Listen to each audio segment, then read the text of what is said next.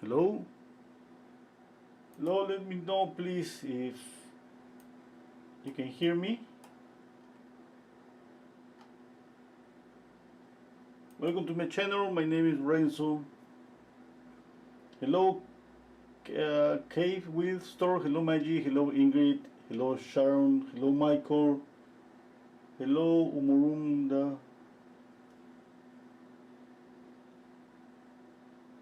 Okay, I'm gonna start I'm gonna sketch with white charcoal. Okay, I'm gonna say first the colors.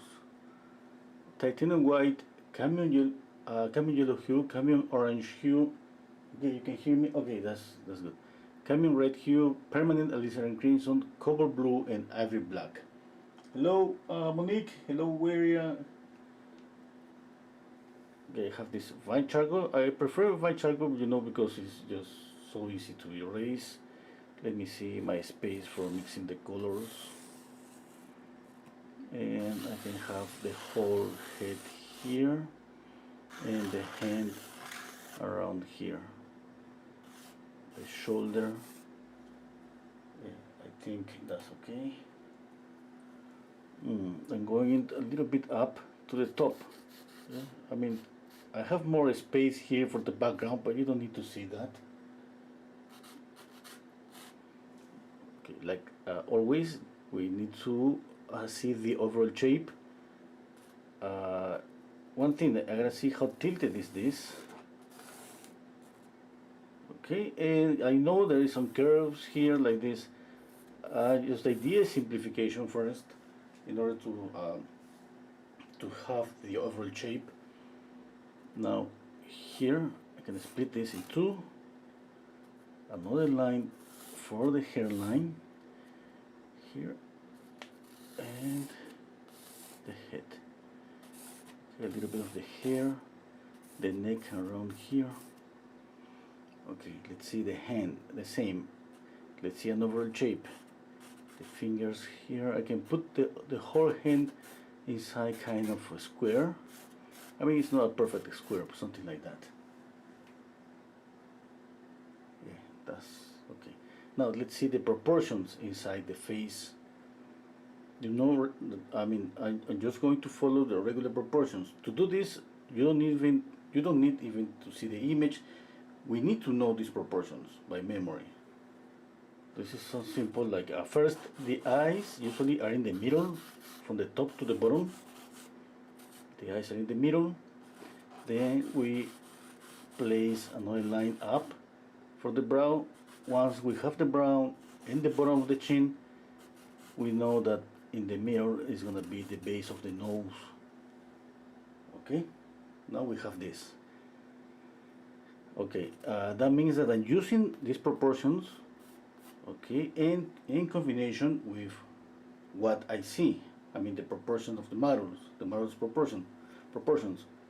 Okay, now another thing, let's see the center line of the face. It's gonna be around here.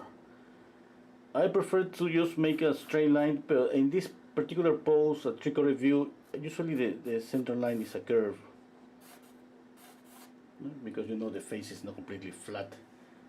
So it's better to use a straight line. Hello Desiree, hello Joyce, hello Paolo.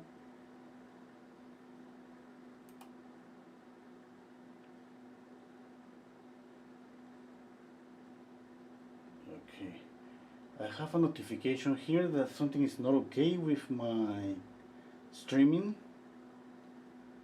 Let me know you see me okay, or you see something like I don't know, like moving like a robot.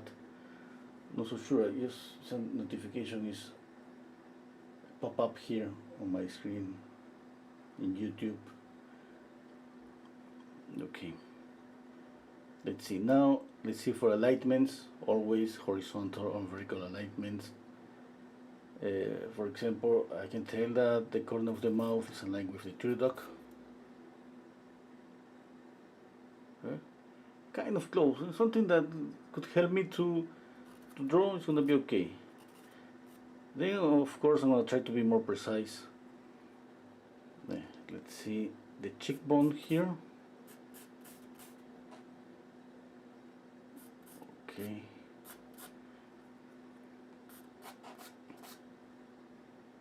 The ear is aligned with the nose. Usually the ear is the same size of from the brow to the nose. You know that you can split the face in three portions. One, two, three. And one of these is the same size of one ear. Okay. If this is okay for me, oh, the hand. I need to. Okay, I mean, I have four fingers. I'm gonna do just that in one here. And just split in proportional, four portions. And I'm going to erase everything right now. You know, I'm gonna paint and draw at the same time, but this drawing, a little bit of this drawing, just show me a lot. It helps me a lot. Okay. Now, about painting, I'm gonna read the comments. Hello, Johan. Lorenzo, tell us about when you were in art school. Okay, it was a long time ago. I ended up this art school when I was in my 20s, 24 I think, 24. I'm 50 now. It's been 25 years, or 23. I don't remember. 24. Yeah. You know, the School of Art is just like a leaf in a bubble in a different world, because usually I used to spend like the whole day from the morning to the night. Yes, I started at like 9 a.m. and we end up at 9 p.m. the drawing class. Morning painting and drawing at night. Okay. You know, it was almost the whole day for 5-6 years. I'm gonna mix. I'm thinking right now. I just have like, it looks like just one color and a variation to the light and to the shadow. Okay, what I'm planning to do, I make some just slightly variations in the color, not that much. I can start with just orange and white for the light. Okay, now just try to think it something simple when you think about the skin color. The skin color is always an orangey color, a grayish orangey color. Okay, don't overthink this too much. Not at the beginning. Later in the process you can add more pink, gray down the color even more. But right now, with orange and white, you have enough. Now let's gray down this color. I'm gonna use a little. I can use cobalt blue, ultramarine blue, or ivory black. Anyone is gonna make the work. But you can use both if I want a touch of cobalt blue, a touch of black.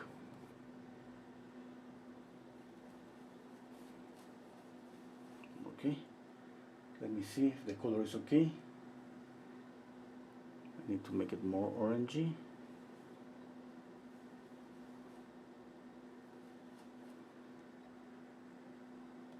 And adding a little bit of linseed oil,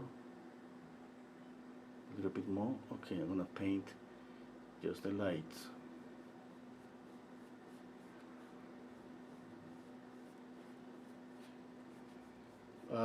Usually we study 5 years in the School of Art, but I mean, the 4th year I did so bad I have to repeat the year. But it wasn't because I was lazy. You know what happened? I started to paint commissions. Basically, I remember it was a lot of still lifes and portraits, pastel portraits. A lot of them. Like, I don't know. I remember it was like daily drawing and painting. I used to paint this still life for another guy, and he used to sell them. And it was the same with the portraits. Basically, I didn't do any kind of direct dealing with a client. I was just at home painting. Let me see the color. I think okay, I think I have to go a little bit darker here. I'm gonna add more orange, white, and blue.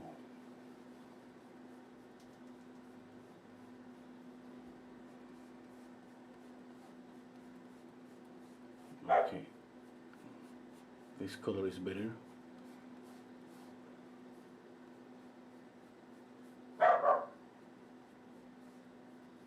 Okay, now I have light here. Remember, you can remember the planes of the face. Usually you can do this. I'm gonna pick up a little bit of permanent laser and crimson. Here's the nose.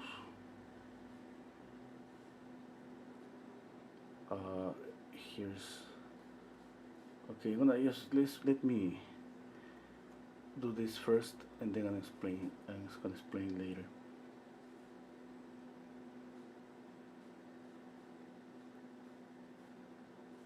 Okay, let's say that those are the planes on the face.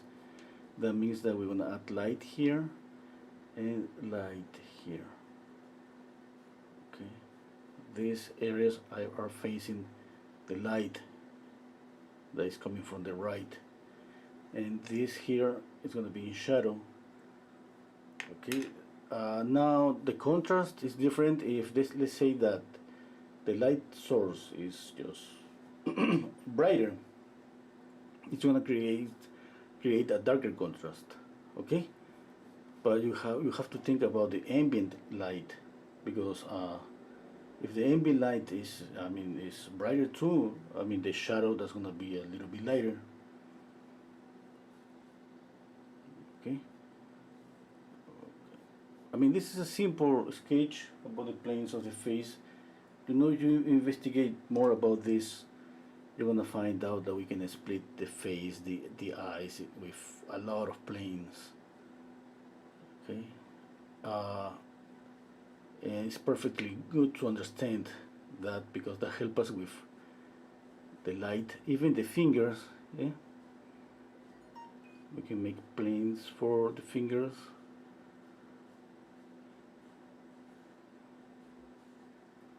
You see that clearly?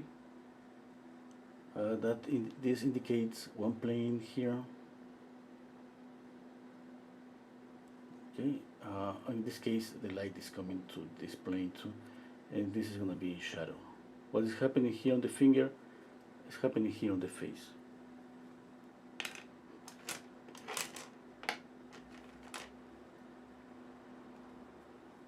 Okay, you're going to paint with me in a private group, just up to 10 people. I have my Patreon account, and it's kind of pretty similar to this. The difference, of course, is that you paint and I'm going to be able to critique you. Okay, and I'm going to be able to see the mistakes, and this it's not just about critique you once. It could be so many times during the process, because we have like usually 4 sessions per month. Each one of those sessions is 4 hours long. I'm mixing brown here.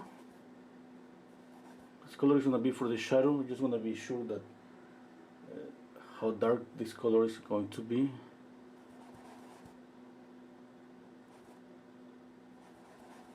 Picking up a little bit of here and there, but the end is this is just brown. Now let's paint the rest, the shadow area. Let me step back and check out. I think that's okay. You know that this is just the beginning. We're gonna be able to add more paint to light up the lights, darken up the shadows, or light up the shadows. It depends. At the beginning, we're trying to get close, but definitely we're not gonna be perfect. Hello, hello Yoga Challenge. Hello Jonas. Hello Joa. Jonah, Gauman. Hello, Laura. Hello, Jean, Amon. Okay. Ingrid. Hello, Ingrid. Ingrid is asking me, what brush are you using? All my brushes are synthetic brushes. But the brand of this is says Mary's number 4. This is another type of brush. It says Mary's too. I have another one. It says Bianju. All of them are synthetics. If you compare, then they all look like the same hair. Soft brushes, just different models. Let me see. I think this color is just too saturated. I'm gonna grade down this color. You can grade down any color just by adding the complementary color. That means that you can use your color wheel to look for the complement color that's going to be the opposite color on your color wheel, or you can just add just black and white, gray. So many portrait painters they use this color is gray paint. It's just black and white.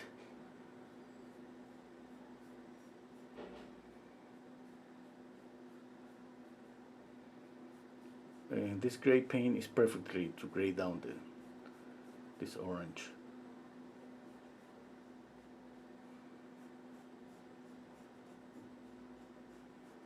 Okay, while you paint, you have to be checking always, remember the proportions.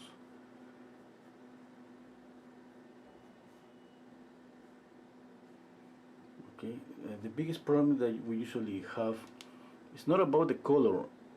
I mean, it is if you end up with an orangey skin color or too grayish skin color.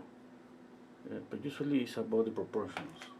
And if let's say that this distance from here to here to here, at the end we don't respect this, that's gonna hurt our painting more than the color if the color is too orangey.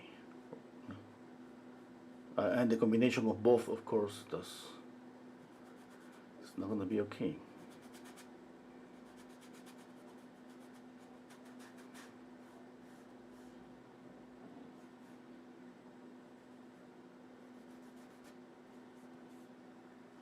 Okay, let me see the hand.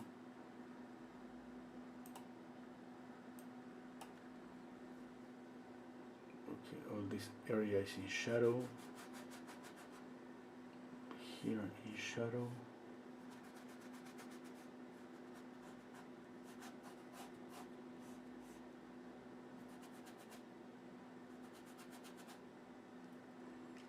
Okay, the only finger is in light is this one, and here there is a little bit of light, but it's not as light as this one. By the way, I'm gonna add this color, and then later I'm gonna just darken them up. I see another light here and here. Okay, let me check out the drawing again.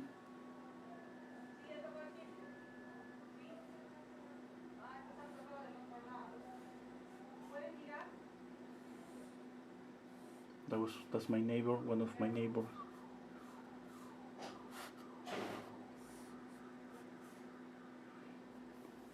Checking out again the overall shape. Checking again the hand. Okay, usually when we paint a face with a hand, our biggest problem that's gonna be the size of the hand.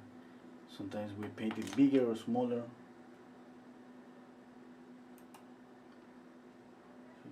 Hello Manuel, hello Art of Dan, oil paintings. Hello world, Buzz.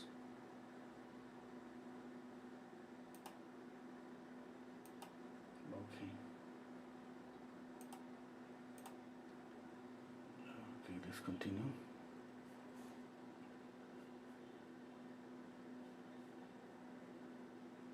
Right now it's just like painting a grisaille, because I just have two values, and we can say that this one and this one is just the same color, this lighter and darker. And that's exactly what I mean, what we do when we paint a grisaille, just gray, or sometimes we can use more amber and white. Okay, I'm gonna paint the hair.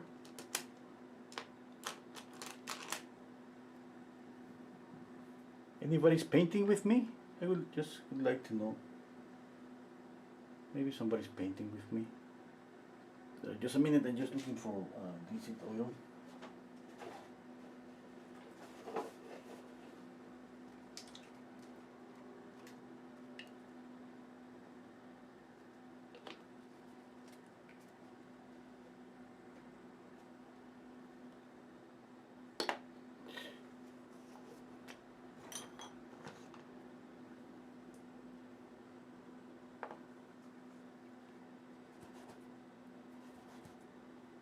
Mixing blue, permanent alizarin crimson, and yellow.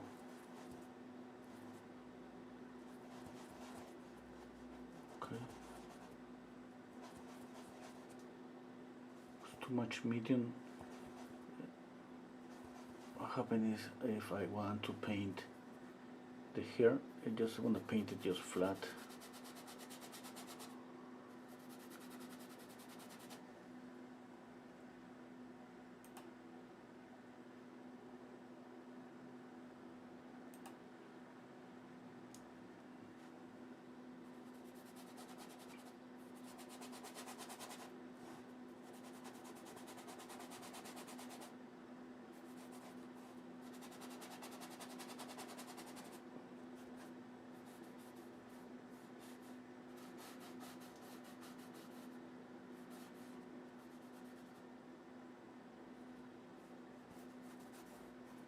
Okay, I need to step back and check out. Okay, I think it's okay. I'm squinting my eyes and comparing with the image. Okay, I think everything is okay. It just looks like this color is just too bright. Yeah. I'm gonna adjust that color, okay.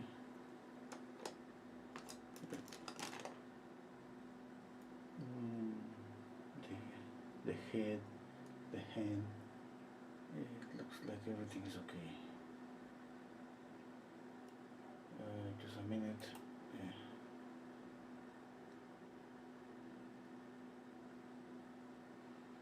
Did you use your phone or webcam?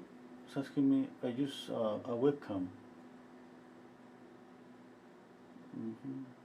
Okay, Monique. Is it possible to paint with you alone because we don't have different pictures to draw and paint? I always put the link to the picture I use in the description box.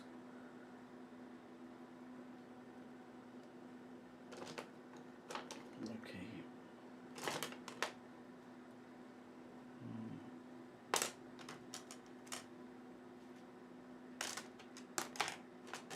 I'm going to blend a little bit.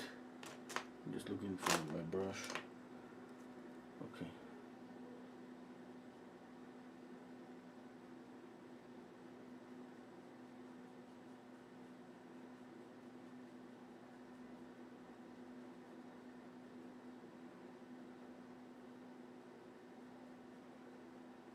This is a brush number 10. This is the same as these brushes here.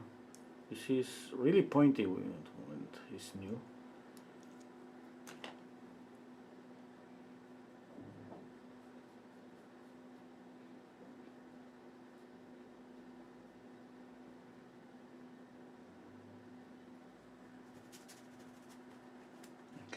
I'm cleaning the brush just with a rag, and I blend again.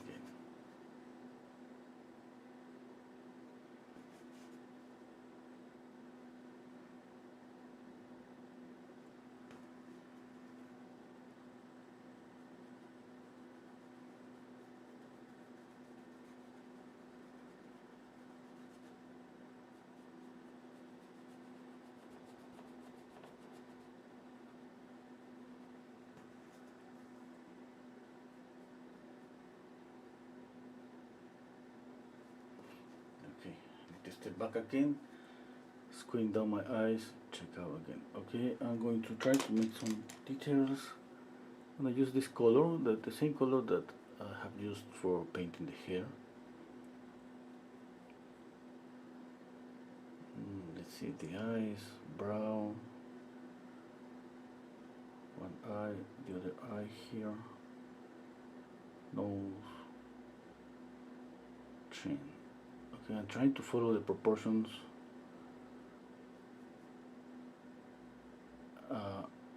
Okay, let me see. Yeah, I think that's okay. Now let's see alignments. I said at the beginning that I thought that the corner of the mouth that's gonna be around here it was aligned with the tear duct. It's not. Now that I see a little bit more of the face, I can tell that the tear duct that's gonna be around here is more aligned with the wing of the nose.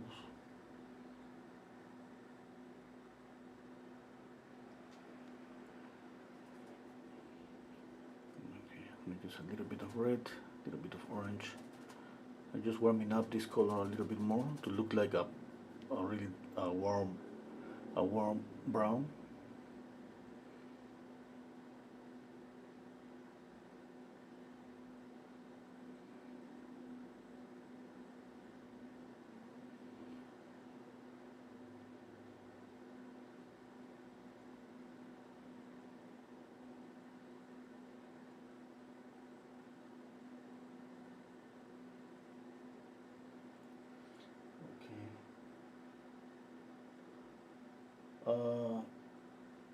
Hello, Nahid wasn't okay. World Bus. Hello, this series complete. Hello, Latix. Hello, J. Joan. Hello, Giselle Gonzalez. Desirico Copley is asking me at what age did you discover your love for drawing? I mean, it's kind of I didn't have a choice to to choose another thing to do, another profession. I mean, my mom, she's a painter. She painted her whole life. My dad, he paints too. I mean, I didn't live with my dad, but with my mom, well, was enough. There's always, I have even some pictures when I was a baby, and you see the background, you see some paintings, portrait paintings. And I remember maybe when I was I had 12 years old. My mom thought that okay, I mean you gotta do something like yeah to help here, and I said okay, and then he put me to paint portraits like just little things like retouch an eye or maybe the beginning of the portrait a little bit here, a little bit there, and then she fixed that if I make any mistake, and then again the next day it was like a portrait per day, because I mean in when I was 12, 13, 14 years I spent more of my time out playing with my friends, and my mom thought that it was a good way to no, give me some responsibilities. Yeah?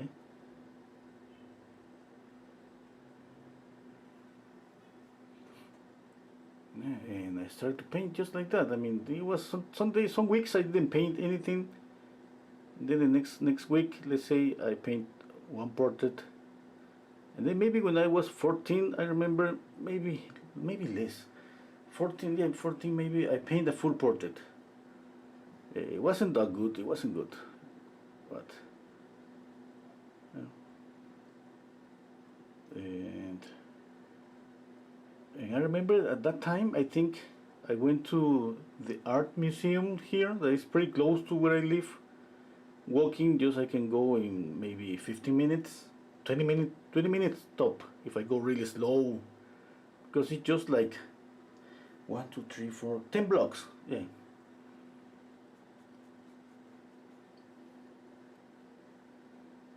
And uh, I mean, I don't know. I mean, I was a teenager, but I remember that I loved to go to the museum. Not like every day, yes. I mean, I loved.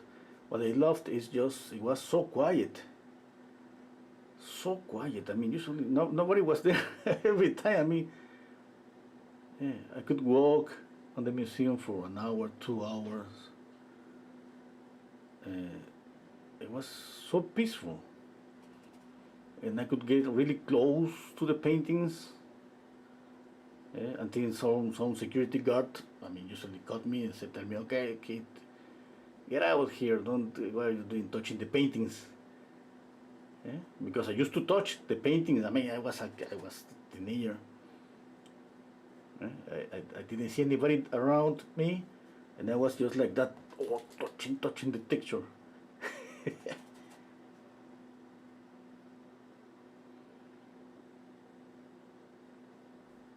And I painted. I remember a copy of Rembrandt, Rembrandt's painting. I don't remember the name, but I mean, I painted from a book because I mean, the museum here, all the painters are just Peruvian painters.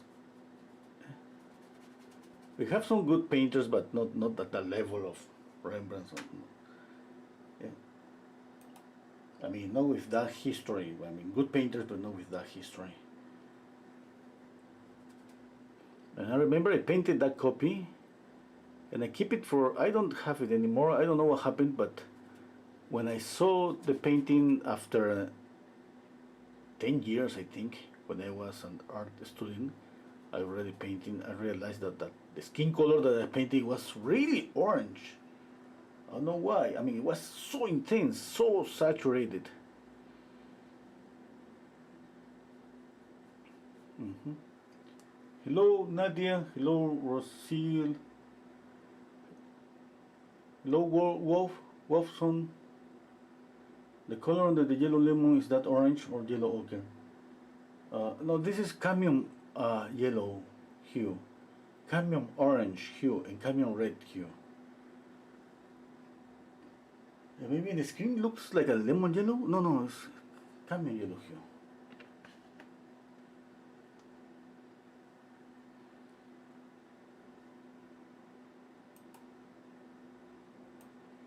And you see, I mean, I didn't have too many options. I mean, painting too early.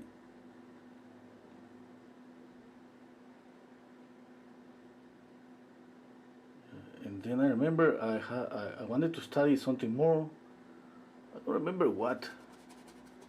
I don't remember exactly what. I mean, maybe I wanted to be a doctor. Maybe I mean just for money. I mean, you know, doctors here, it's just they have money. I want money. I don't remember exactly what. What else?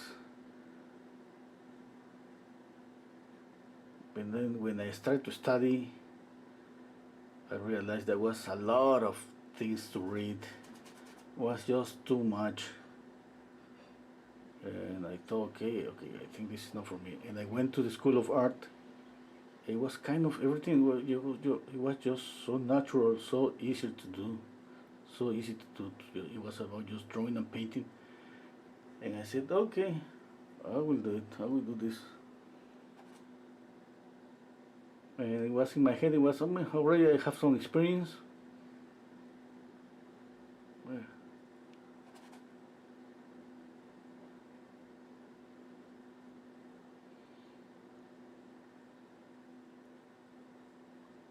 yeah, but I remember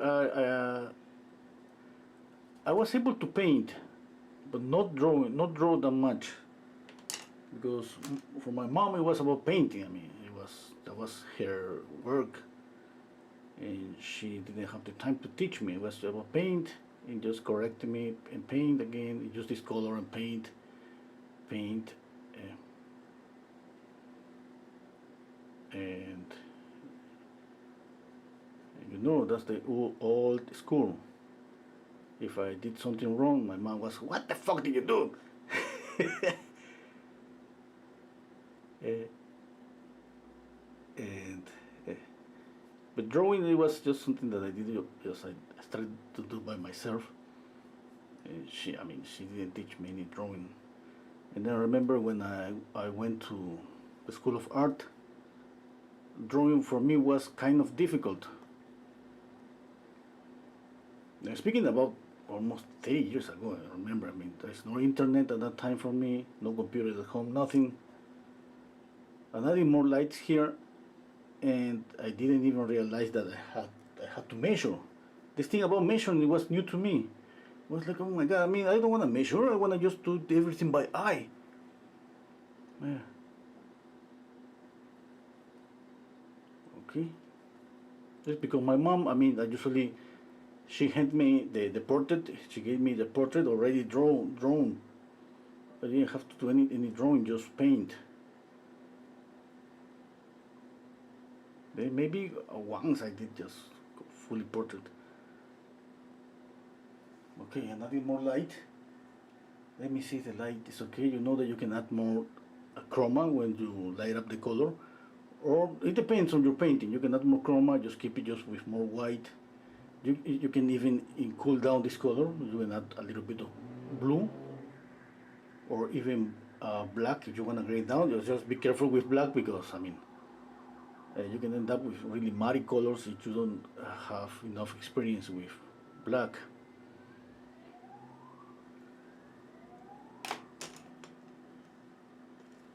Okay, I'm gonna blend again.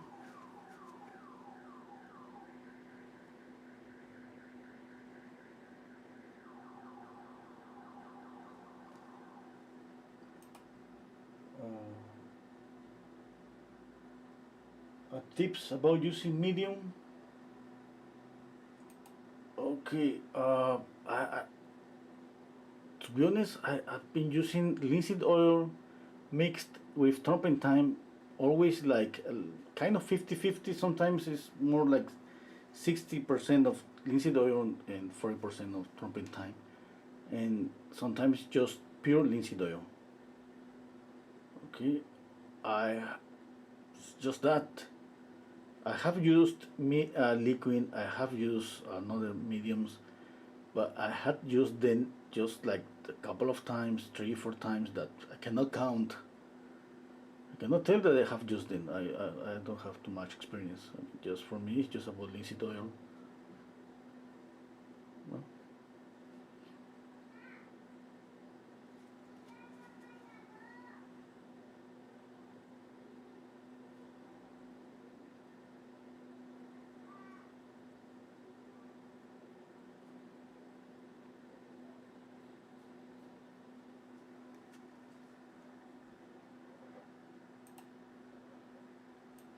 okay. Let me see. Yeah, I think I'm doing okay. I need to warm up more the shadow. The whole shadow is more orangey. Just 1 second, I need to adjust my camera.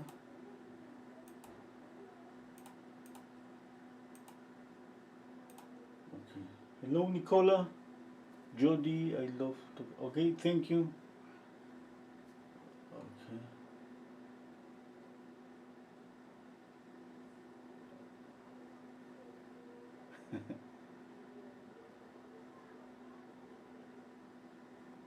Jean Edwin is asking me, are you recording this? Yeah, yes, these videos just stay in YouTube. I mean, I've been painting a lot. I mean, I have maybe more, almost 200 videos, I think. Mostly portraits. Some still lifes, but mostly portraits with oil paint, with acrylic, a few with acrylic and a few with pastel. Hello, Nikki.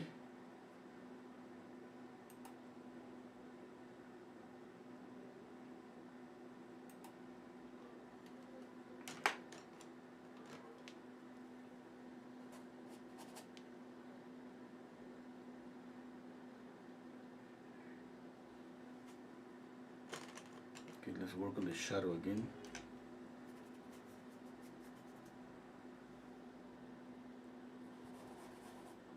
change this color a little bit.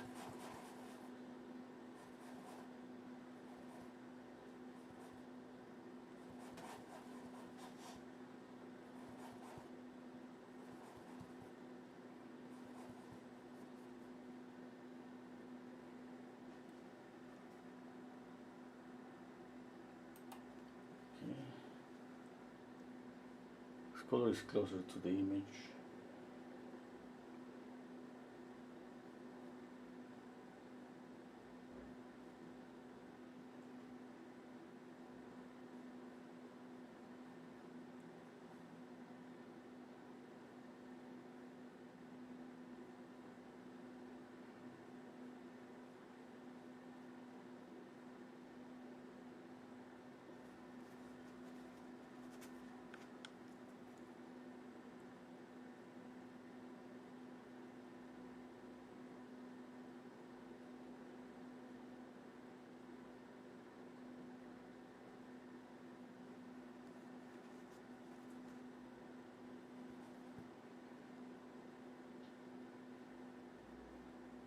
if if you want to paint, if you want to paint from, I mean, with my videos, I mean, there are some people that paint with my videos. That would be nice if you tag me uh, for, I mean, at least for Instagram, just with my name. You see my Instagram just in the screen, up right here. That would be nice to see some paintings.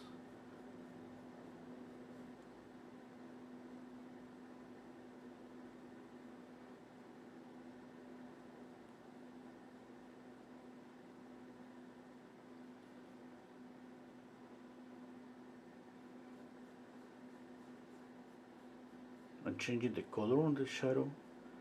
You see, it's more, a little bit more orangey.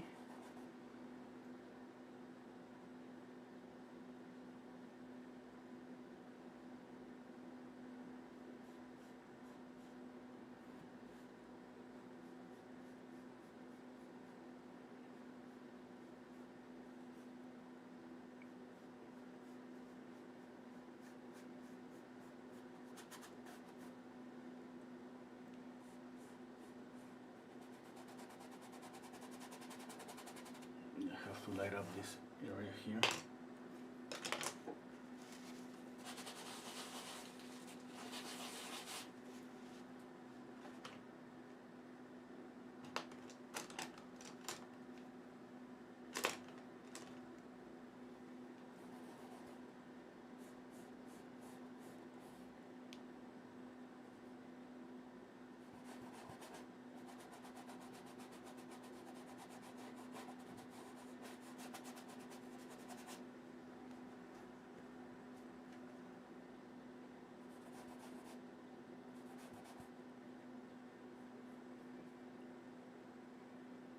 Okay, and just like that, little by little, we can change this mixture.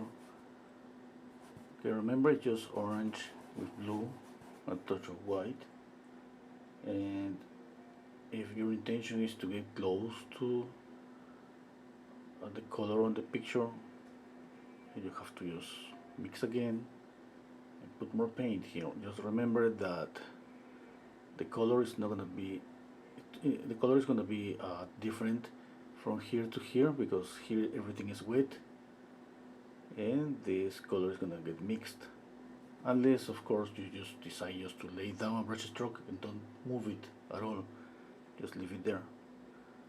I mean, that's not my case, because I'm adding the brush stroke, I'm mixing here, and after a few brush strokes I'm blending.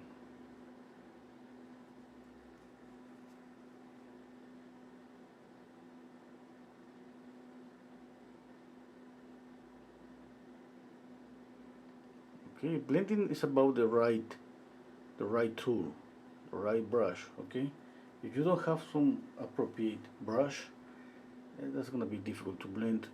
Try to pick up always round brushes, that are just, I mean, like maybe you don't use them anymore, because this is useless for, I mean, for anything. just for blending is perfect. But a round brush, we always want to be pointy. Yeah? That's what we expect from a round brush.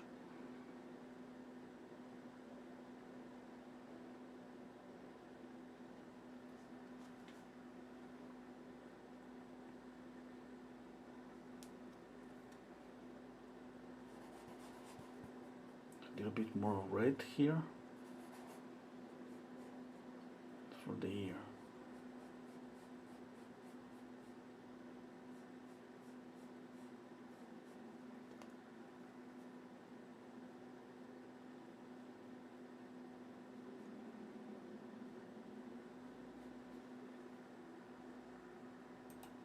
Okay.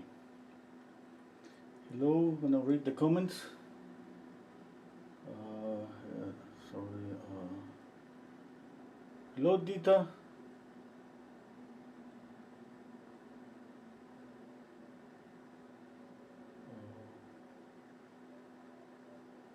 Okay. Tips for blending, just means later. That's nice, Nikki.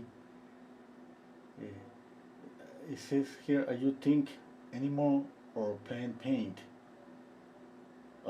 I don't understand. Maybe, I mean, you're asking me about what I have painted in my channel. Is mostly portraits. Okay, just with,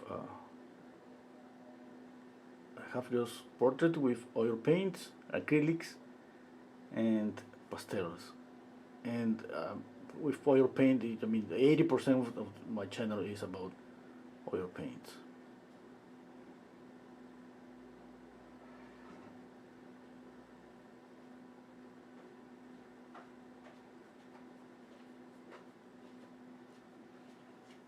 Okay, let's try to draw again, make more details. Just a minute, that's my son. Mi billetera está ahí arriba, ¿la ves? Con 100.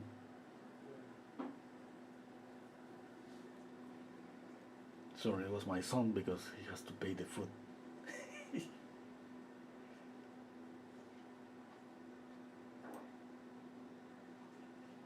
It was something common in my videos. Like every video, I have my son asking me for money to pay the food, to pay the delivery food. Yeah?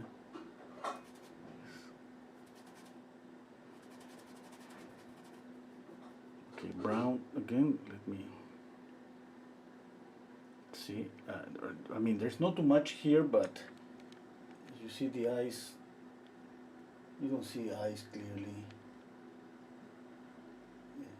but it's enough. I mean, if I squint down, watching the image and watching the painting and the image, I mean, I compare and I see that something is kind of close.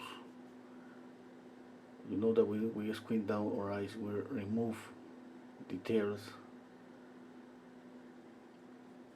Okay, I paint a little bit and check out the image. Okay. Paint, check out the image. Okay.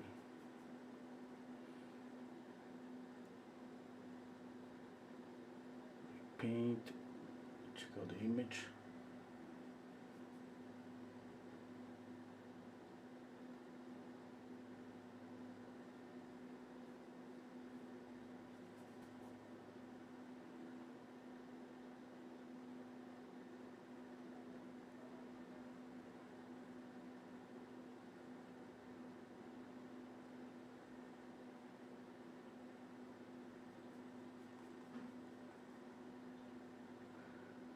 Let's see.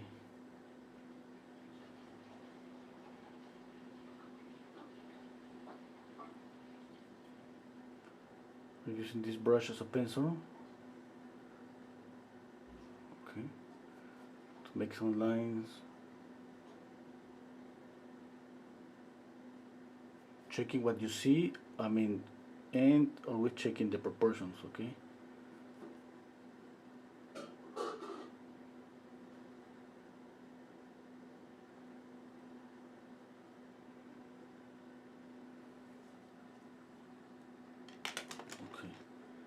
think I could add more color between the fingers. I just want to make this to see how it looks.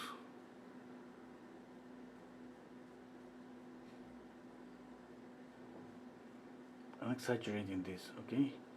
I just want to see how it looks.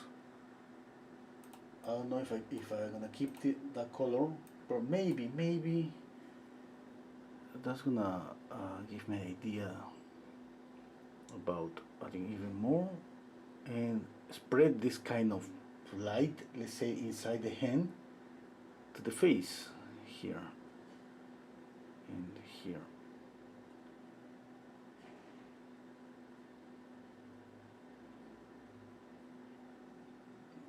Okay, to the neck too, and definitely here.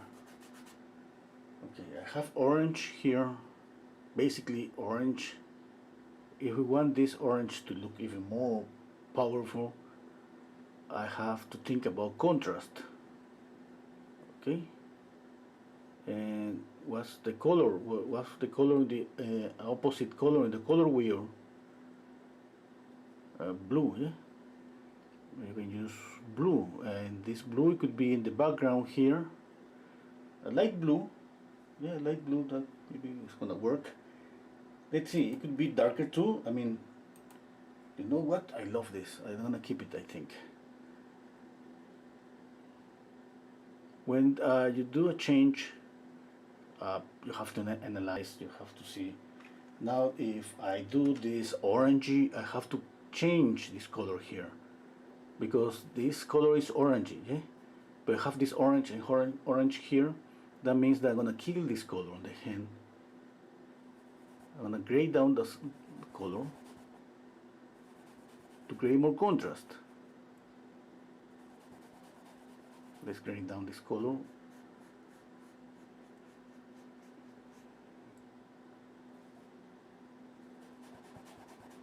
Let's try a little bit of green. Some green here. Okay, I'm graying down the color, and let's add some red. You know, on the hand we see some reddish on the knuckles.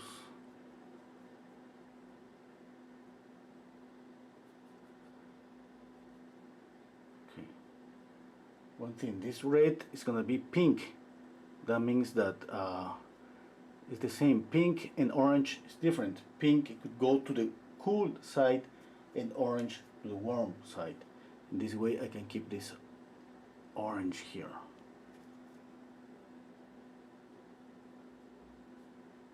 Okay, I'm just using color theory contrast. Warm color, cool colors, neutral colors. Okay, let's add. I got distracted with this. I mean, I have to work on the face.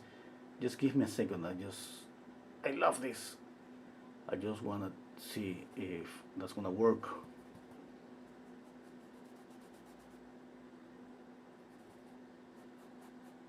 Okay, a light blue there. Let me step back. Let's see.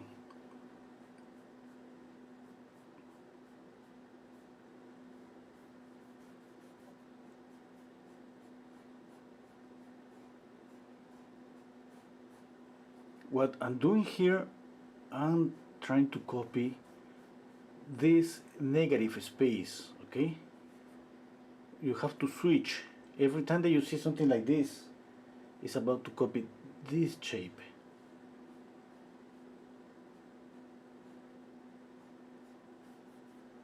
Okay? As close as I have this shape, that means that the hand and the contour of the face, the chin, that's gonna be okay. Yeah, I think the contrast work. Now I have to think, if I keep it like that, let me change it again a little bit.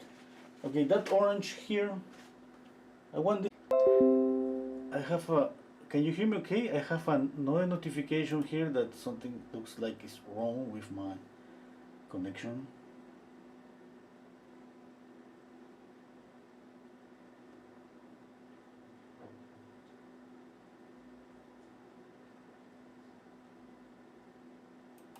Can you hear me? Let me know, please.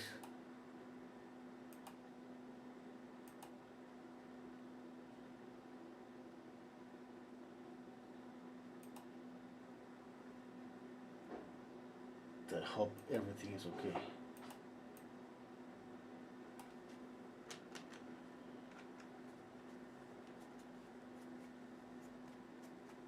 Okay, you know what? I don't like this light blue here. I wanna try with a darker blue.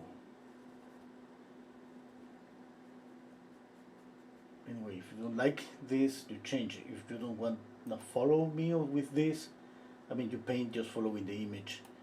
You know that I love to, if I see the opportunity to add something, a little bit of color, contrast, I will do it, okay?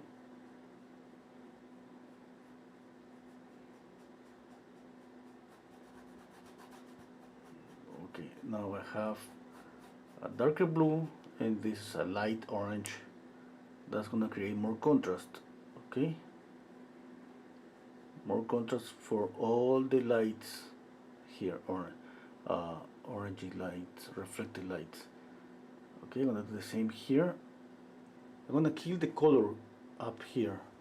Now keep it blue, and I'm gonna gray down the color up here. I'm not using too much paint right now because I could change my mind anytime and just take a palette knife, clean out this, and just change it again.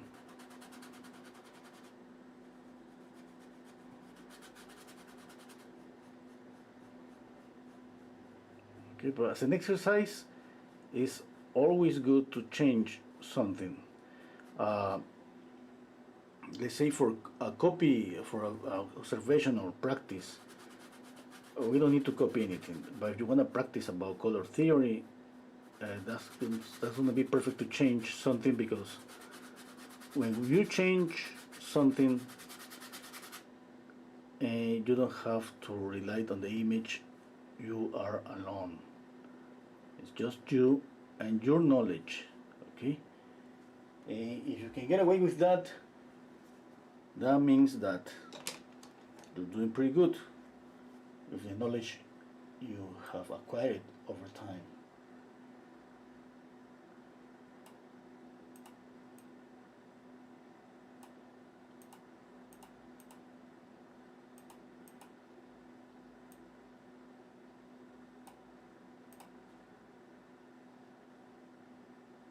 Okay, I'm moving little things on my screen.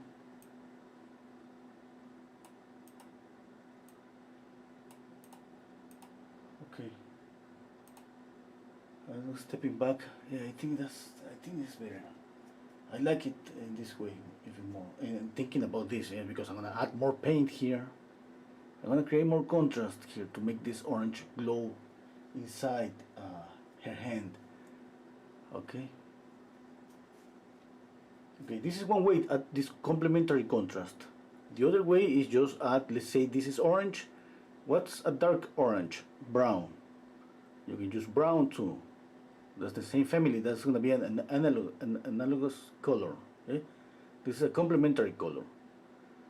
That means this is a contrast between dark, light, and complement color, blue and orange, and at the same time cool and warm.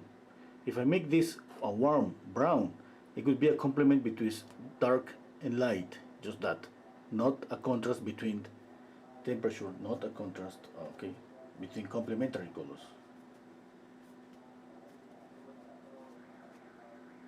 Okay, let's see.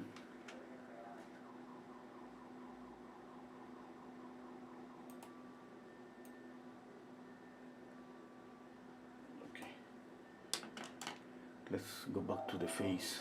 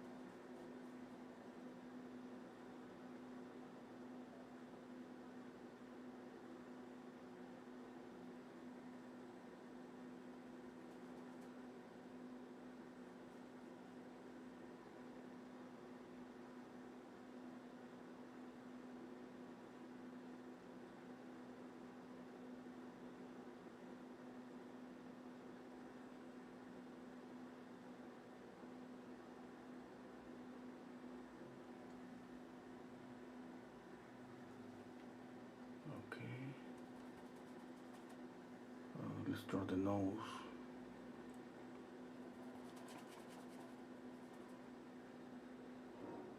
Let's change this color a little bit.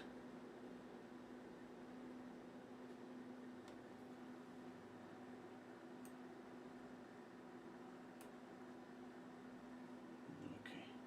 Now this is too bright. Still is too bright. I need to knock down the color. Okay, let's see. I'm gonna add a little bit of blue, okay?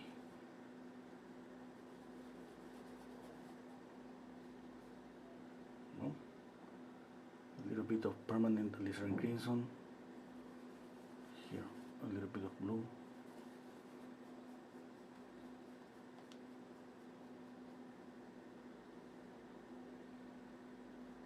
Just knocking down this color. You know, it has some yellow here. This is kind of violet, yellow and violet, both neutralize each other. Okay. And if I go, maybe I darken this too much, I'm just going to add again orange with white. Okay.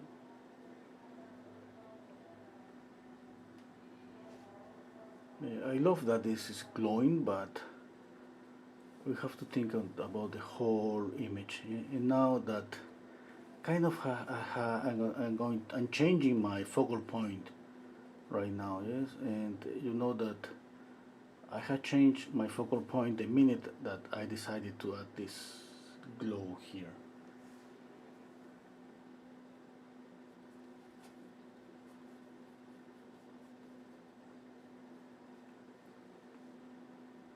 Okay, this is too dark. Let's mix it here.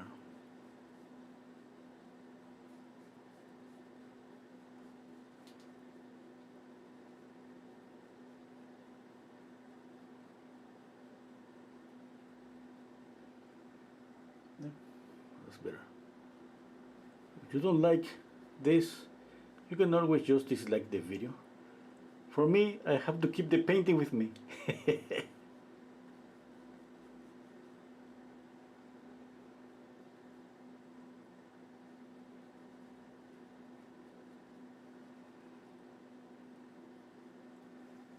Okay, let's continue working. I mean, that's a problem when you decide to change something. You see that is making me change little things too.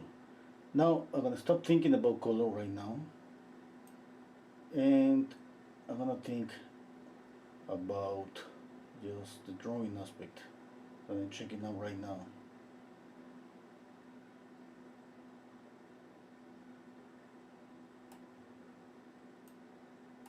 Let me read the comments.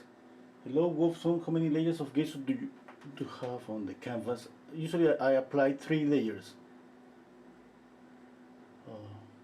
Is the canvas absorbing the oil? No, it doesn't.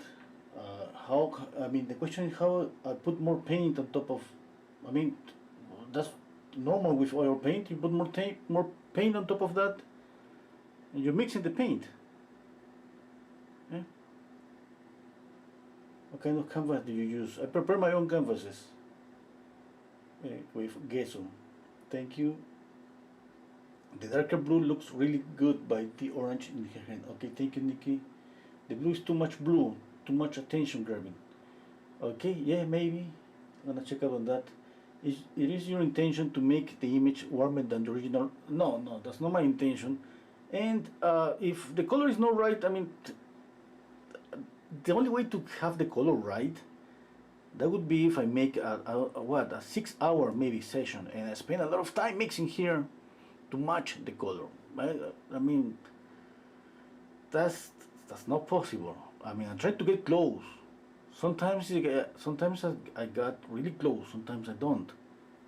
Yeah? But the point is that my painting have to, let's say, work alone. I mean, without the image to the next, to say, oh, look at how good I'm about copying the colors. No, it's not about that.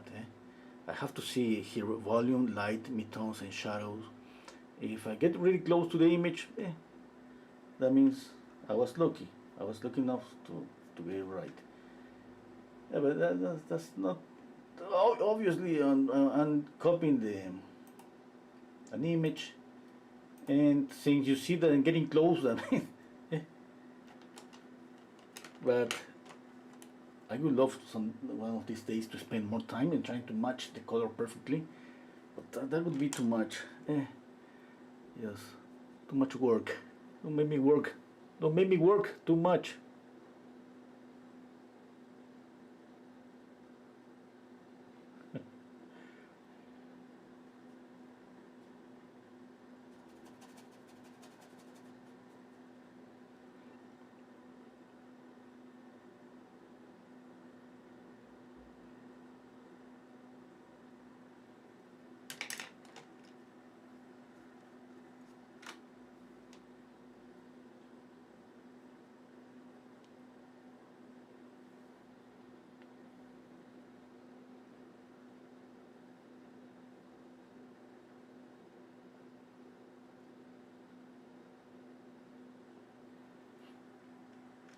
Okay, I think I got this right.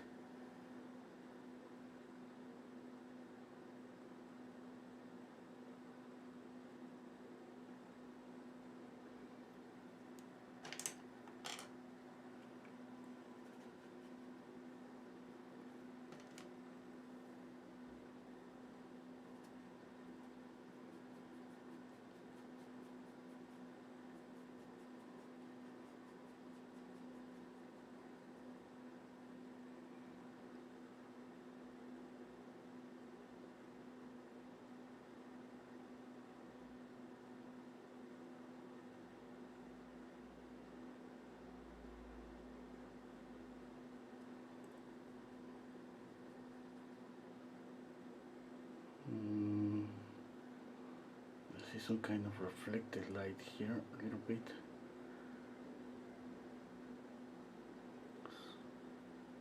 A little bit of light here.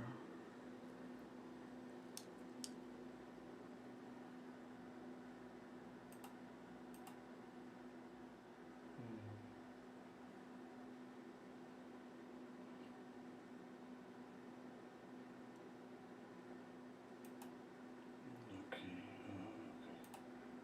What else? What else? I'm zooming in my image just to see. Squinting down my eyes. Yeah. Okay.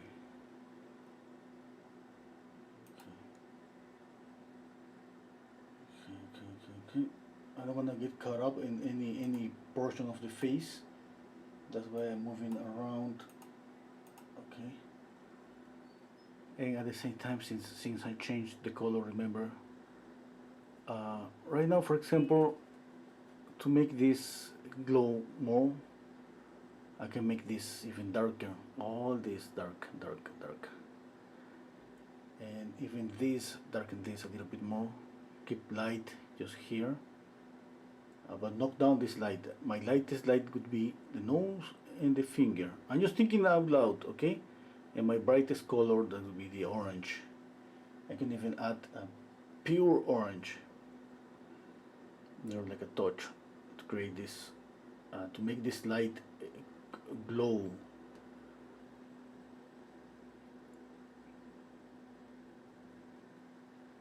I'm thinking out loud. I mean, I don't know if I'm gonna do that. I don't know if I'm gonna have the time to do that.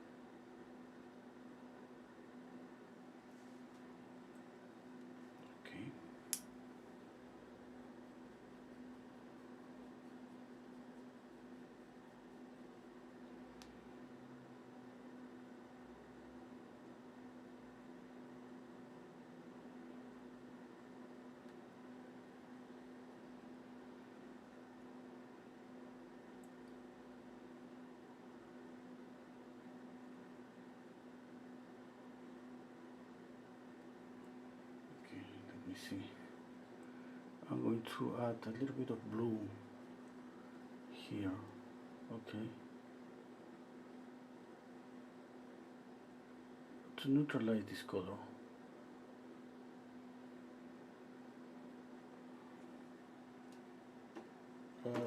If the finger is a little bit grayish here, a little bit, that's gonna add more contrast with the orange.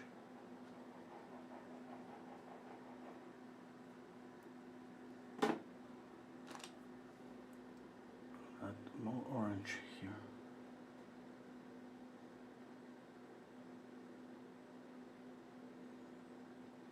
A little bit of red.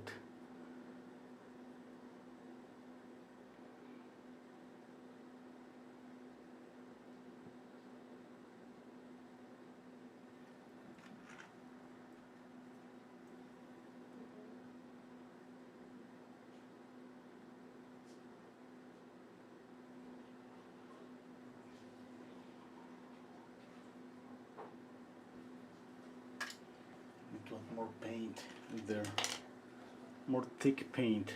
Just I don't have too much paint here.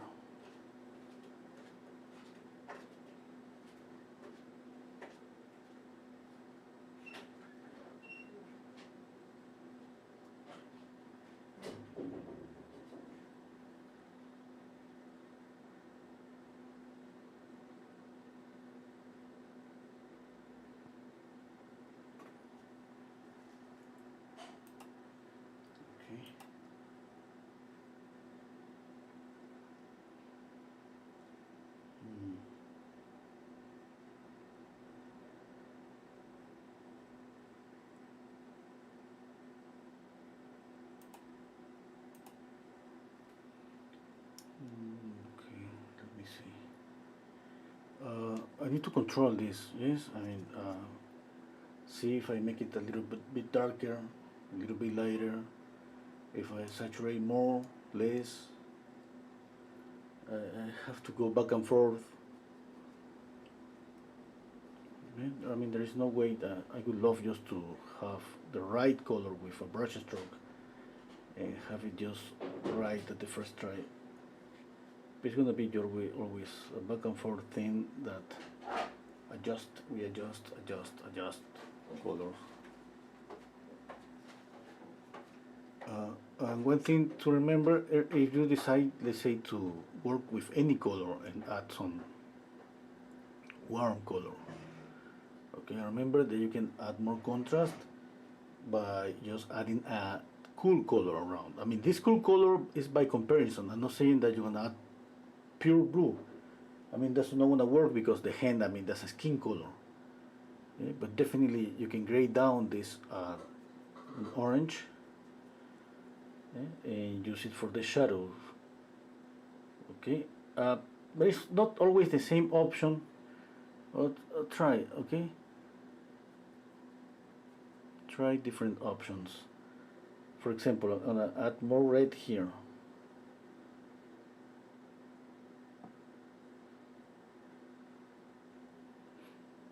Okay, if there is a difference between this red and the orange, that's perfect.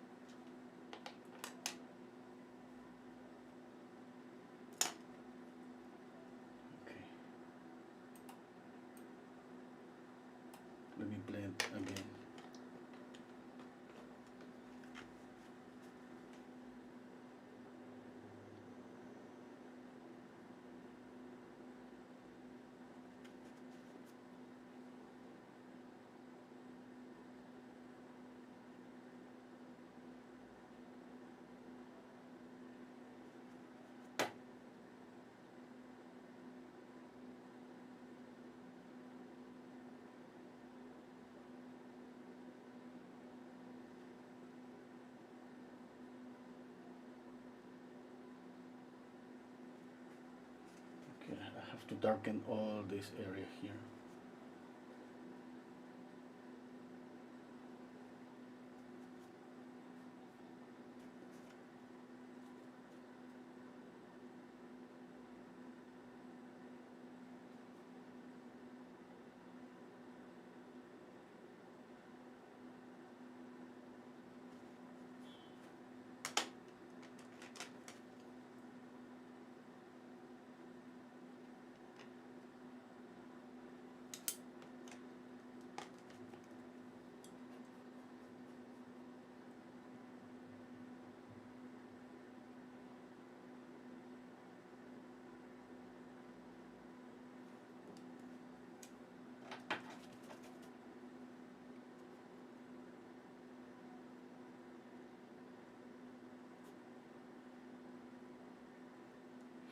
Okay, I'm gonna make this darker.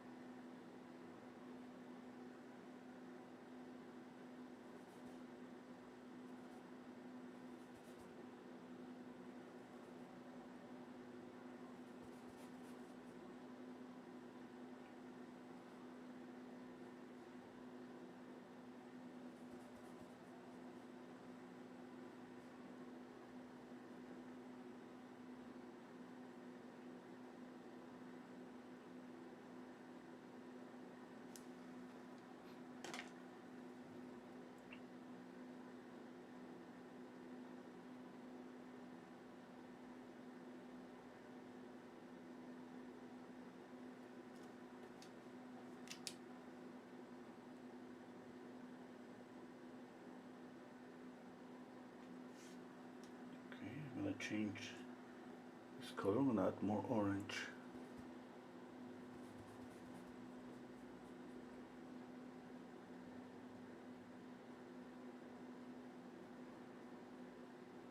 I have this question all the time about how you put more paint on top of wet paint without mixing it. And there is a mixing here. I mean, every time that you put paint, is just imagine here on your palette. If you put paint on top of this color, this is gonna it's not gonna stay like this. I mean, there is a mixing here. If you move your brush more, there's more mixing. And at the end, this color is not the same as this color. Okay. The thing is that we have to understand that when we paint Alla Prima, we mix on the palette and we mix on the painting.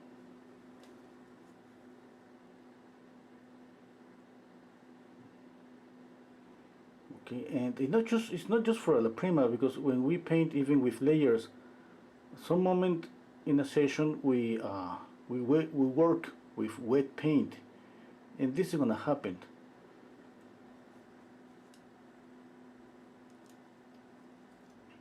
I mean, it's just about having experience about mixing the colors and just understand that what is happening on here in the painting is the same that happens on your palette. Okay, I think the thing is that we want just to, let's say this color stays here. Okay? The only way that to, let's say, to keep this color is just to lay down the brush stroke. No, I said this before, and just don't move it. Lay down the brush stroke, don't move it, and in this way it could be something like this.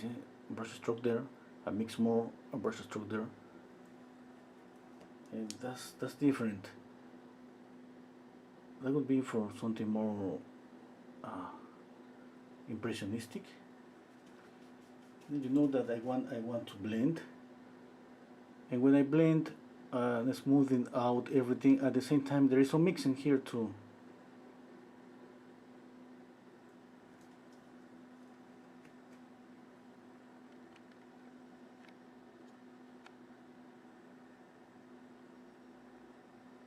Let me work on this. I'm just zooming in my image too.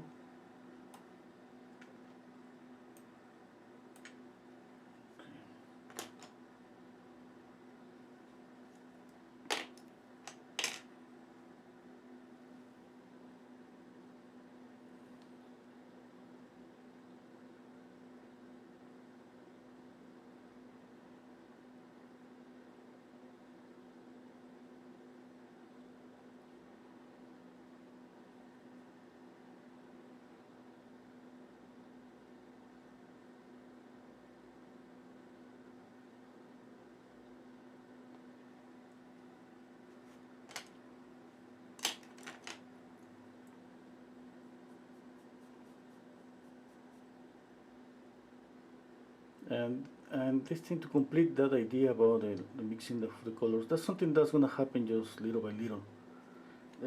We don't need to stress out too much about that, and that's gonna happen with the practice.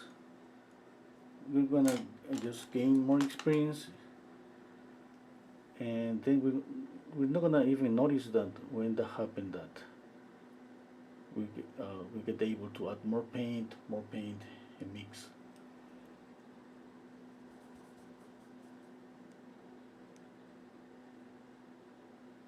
Just give it some time, just that.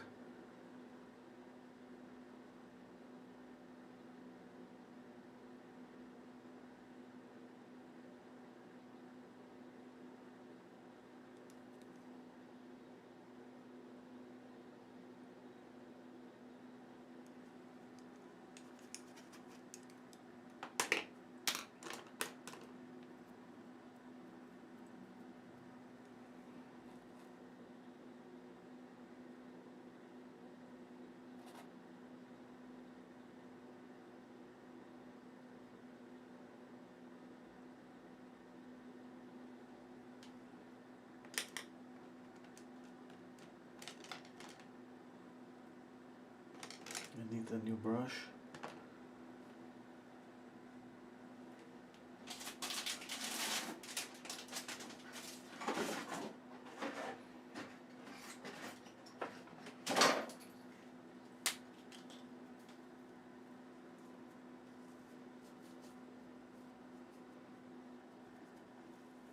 I just have this big one.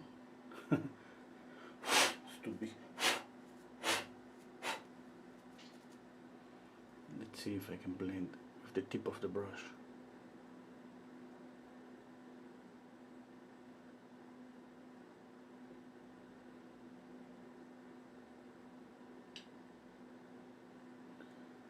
I think it's working, but I don't feel too comfortable just trying to use this brush. It's just too big.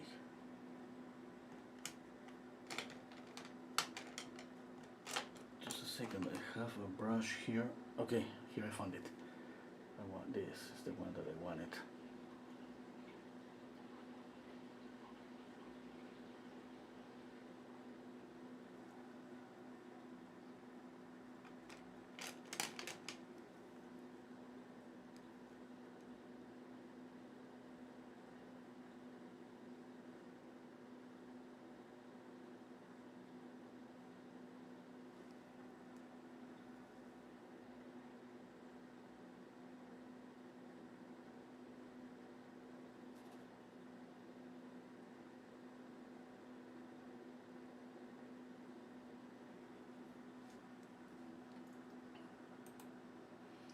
Gonna read the comments.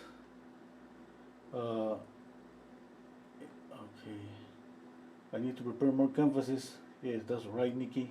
Thank you, Monique. Okay. Hello, Eric.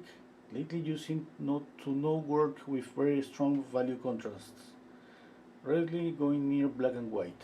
Do you disagree? If not, is that a stylistic choice or why? Yeah, but yeah, sometimes I choose just to not go with something really dark, and maybe sometimes I made a mistake that I mean I have too much lighter paint, then I'm not able to just darken up the paint on the canvas. Mm-hmm. Or just the camera. The titanium white looks pretty beige. Okay, you see that? I'm pretty sure that's the camera. Yeah.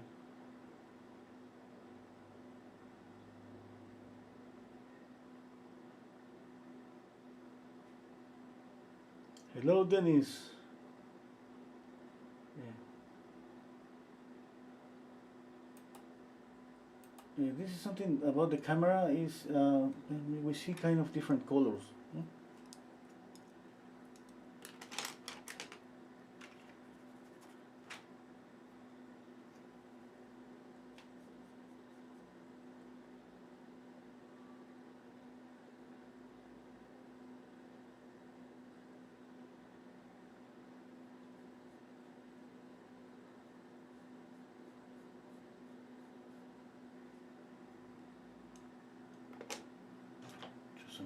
I see some things here.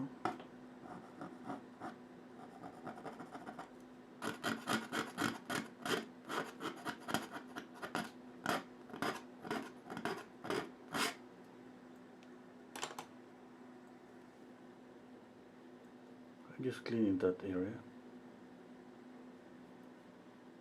I still see something here. We're gonna leave it there.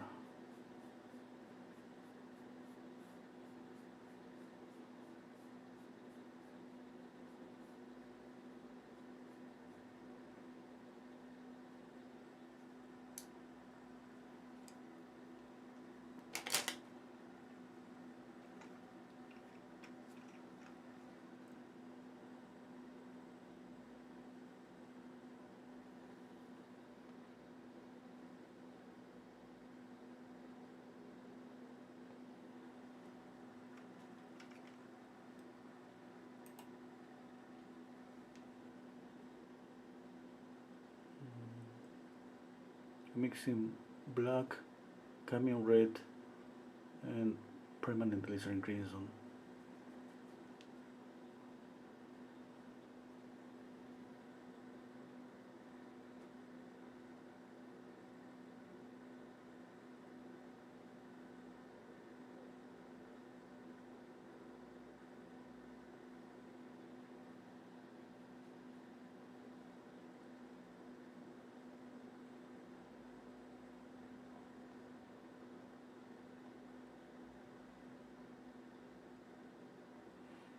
Just drawing the overall shape of the eye, exactly the same way that I drew the overall shape of the head.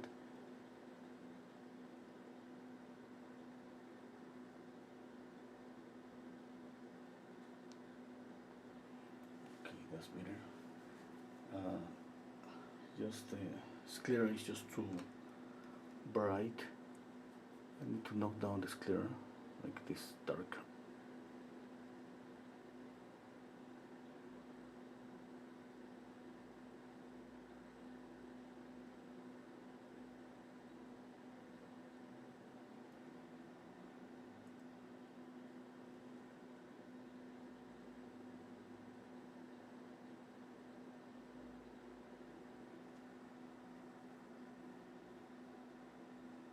Okay.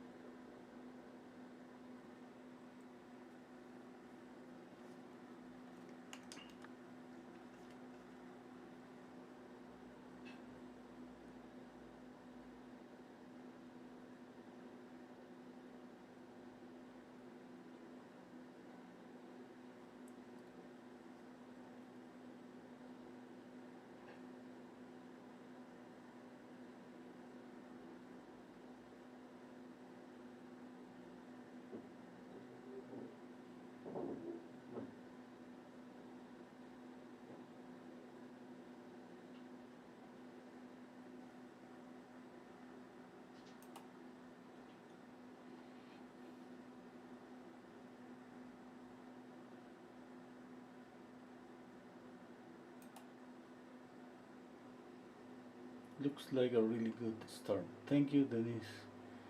Nikki, I'm sad I need to go to get some things done now. Okay, don't worry, Nikki.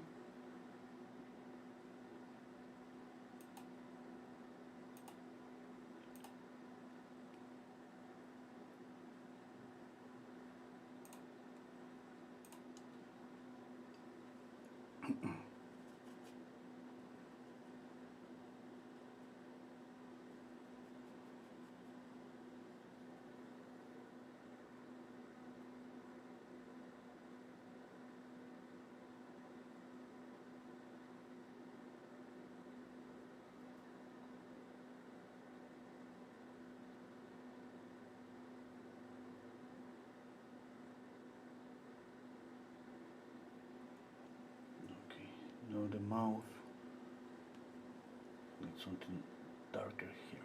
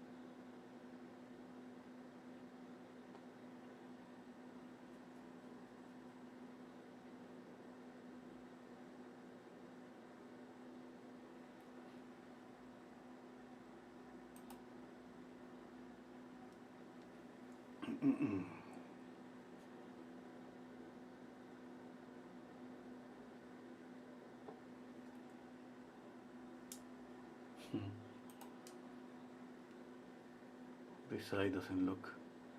This eye doesn't look okay.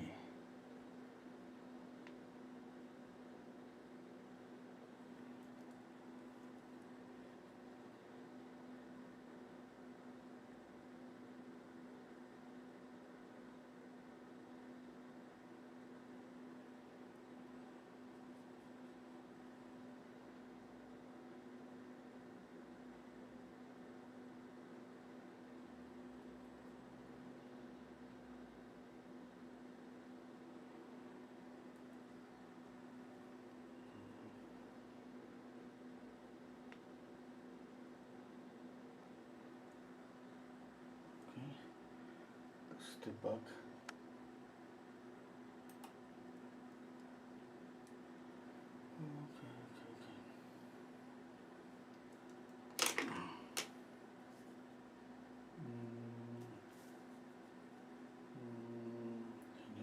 Just thinking.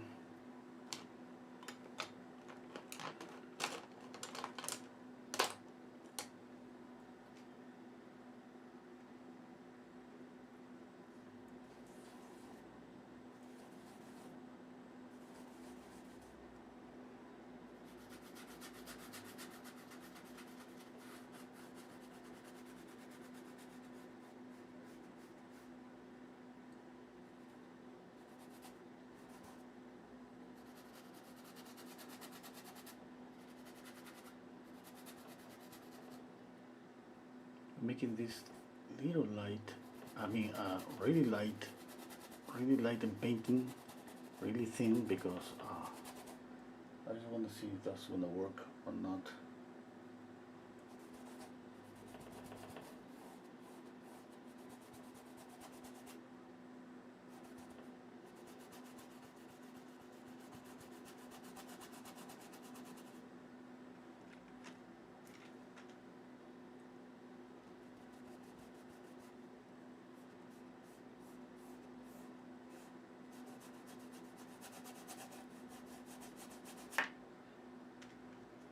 Okay.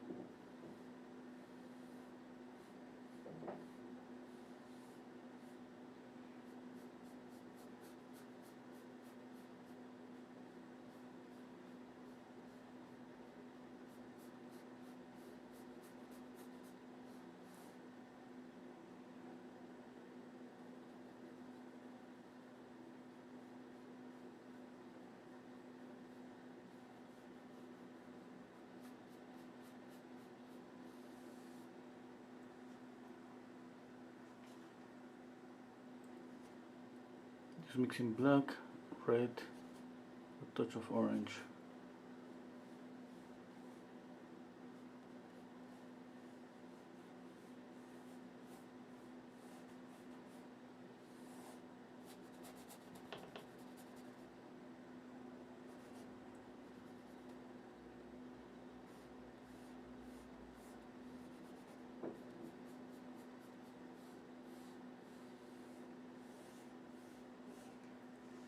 Okay.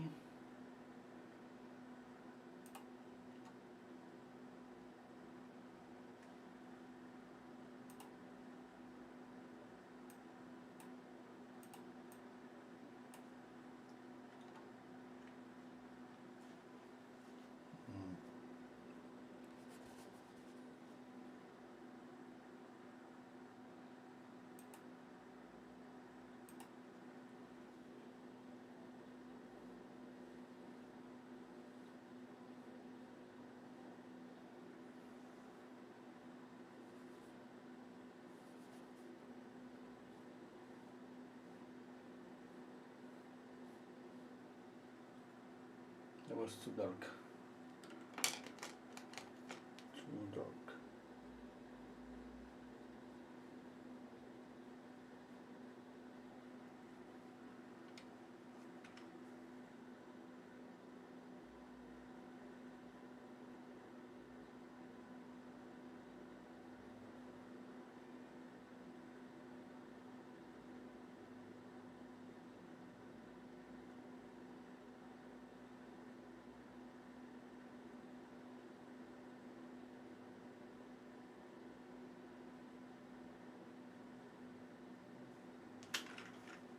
Let me read some question. Are you using turpentine? No. I use linseed oil half and half with turpentine, but I don't use it that much on the face here mostly because I just kind of wanna block in really fast.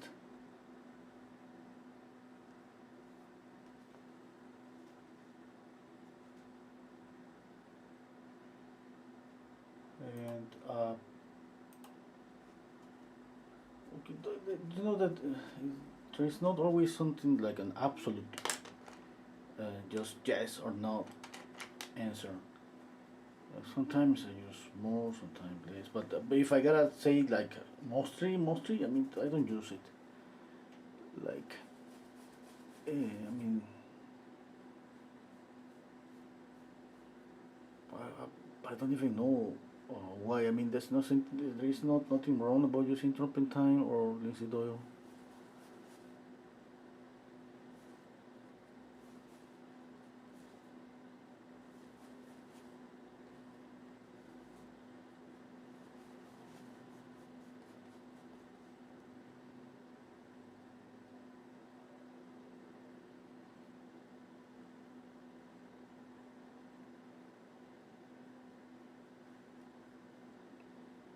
I remember I used what brand? I don't remember what brand it was. I think it was Rembrandt's, and the white of that particular tube was so thick, and that was impossible to paint using any medium.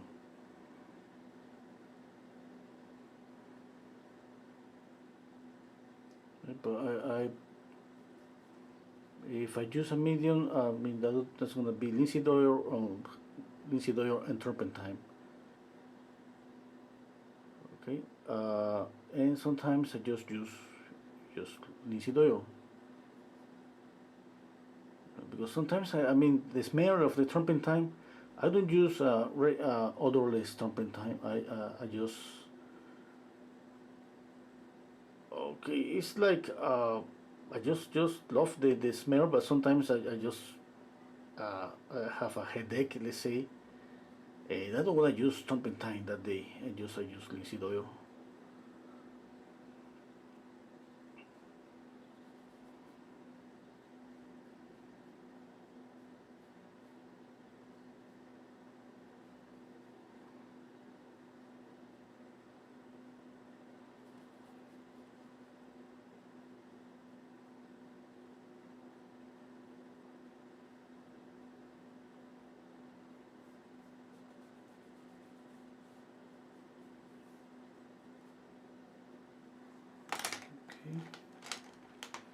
trying to get the value right. You know that color is important, but more important than that, than color is the values. The value is right. Okay, the painting has volume and all of that. But if the value is not right, the color is not going to help.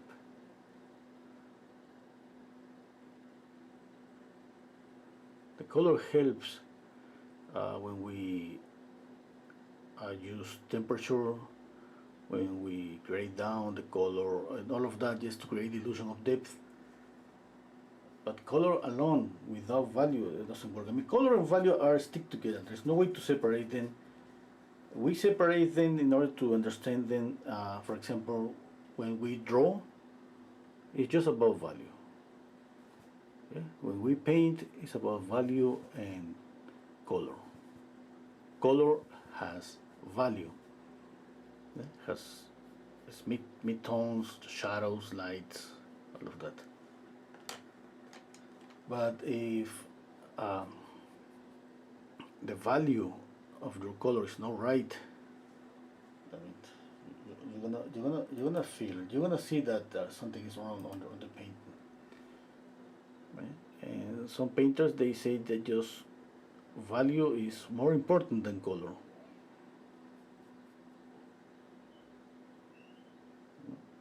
That's why I always recommend to draw a lot, because when we draw, it's just about values. We are just trying to match how dark or how light is something. When we paint with color, we're trying to match how dark, how light is something, and at the same time, we're trying to match the color, if that's what we want, and at the same time, when we want, yes, we exaggerate this thing about temperature, like I'm doing right now a little bit, of course with the intention to add more to the painting. And you know that, I mean, my painting is not going to be a realistic painting, it's not going to look like a photograph. And when you, let's say, you want to add something, you want to have the feeling of this is something more artistic, just not copying a picture. This when you start thinking that, okay, I gotta change something. I have to change something to make it this something that's mine. Yeah? Something, I mean, but I'm not saying that we have to do that all the time. When we are practicing, the best thing that we can do is just try to copy as much as possible. The color, everything, okay? And of course, painting alla prima, that's not gonna help you. Definitely everything is gonna help us to improve. But it's not gonna help you, anyone that is trying to match a perfect color, because painting alla prima is going a little bit faster. Even when we paint slow, I mean, we paint a portrait in 3 hours, 4 hours, that's fast, okay? Even 5-6 hours is fast, because we have to solve a lot of problems, drawing problems, value problems, eh? And on top of that, if that wasn't enough, it's a lot, we try to get the likeness. And you know that we can have a formula for the skin color, something that we can use as a base and work on top of that. But for the likeness, that's obviously when we use the structure of the face, when we pay attention to all of that, that's something that's gonna affect the likeness for good, definitely. But it's gonna be a lot of observation, yes, because mostly the likeness is a lot of things. The shape, the size. Speaking about the eyes, that would be the shape of the eyes. How tilted is the eye? How big, how small is the eye? Sometimes we have the eye in the right position, but we paint it a little bit bigger, and that's gonna change the likeness. Okay, and that's a problem. I mean, it's better not to stress too much ourselves about getting perfect about the likeness. Sometimes, I mean, if we just try to enjoy. I mean, you know that this is not something that is completely fun. It's completely. I mean, I think nobody's gonna say, "Oh my God, I'm just having a great time painting." We kind of struggle a little, yeah. And let's say that maybe the half of the process we're trying to feeling some emotion about because we're trying to see some results. And that's for everybody. It doesn't matter how much time you paint. It's gonna be always the same because at the beginning is something that it doesn't have too much shape, and we're trying to measure, comparing a lot.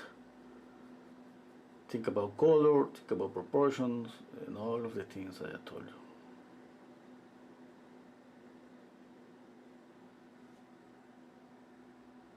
Okay, still I think I need to darken here. Okay, I'm going to add. Let's see. I want more contrast here.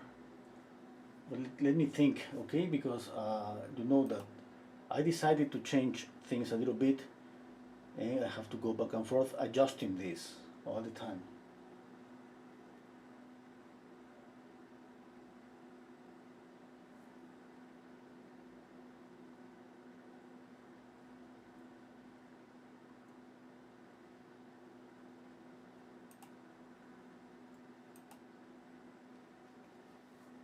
Okay, let me think. I'm going to paint a little bit of the hair.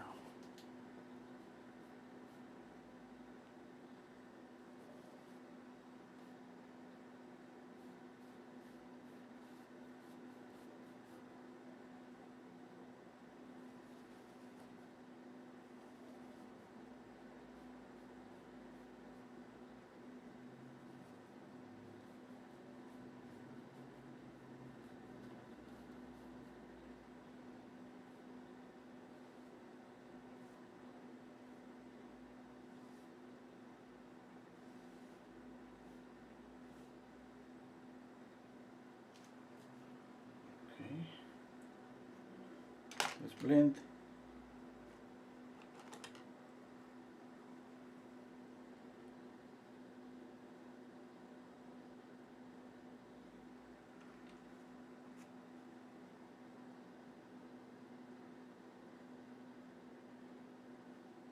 Remember, when we blend, it's not just about softening, smoothing everything out. With this brush, I can move things a little bit. Let's say I can move this light. At the same time I'm blending, I can push this light to the shadow area. Okay, the same here. I can push this.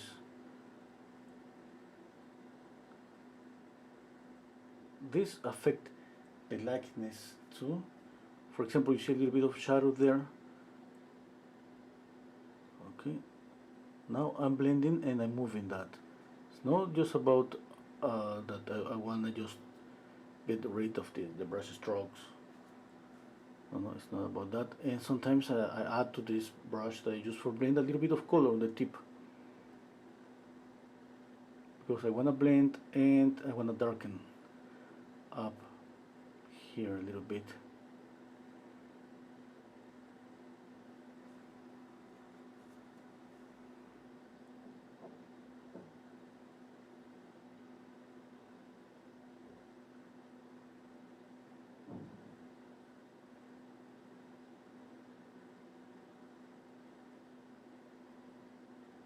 The good thing about this is just about practice.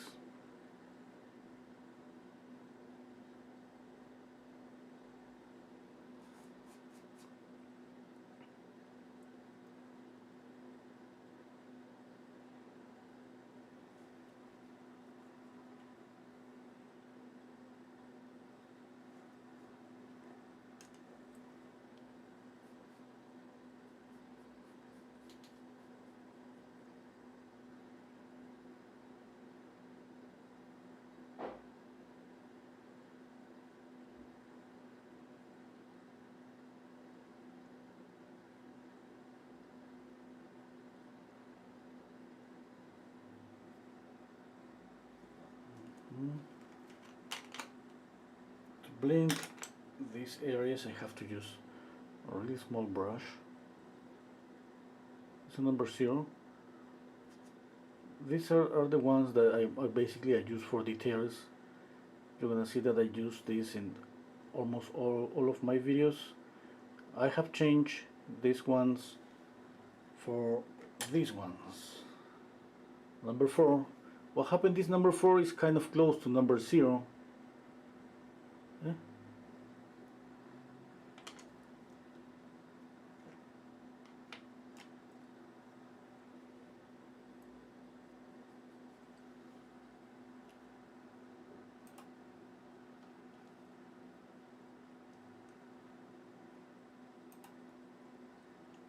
Stepping back, and let me check out this.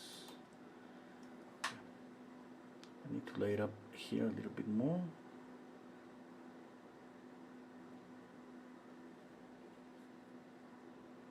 Need to lay it up here.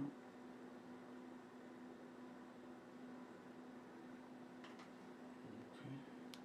Let me work on the finger a little bit.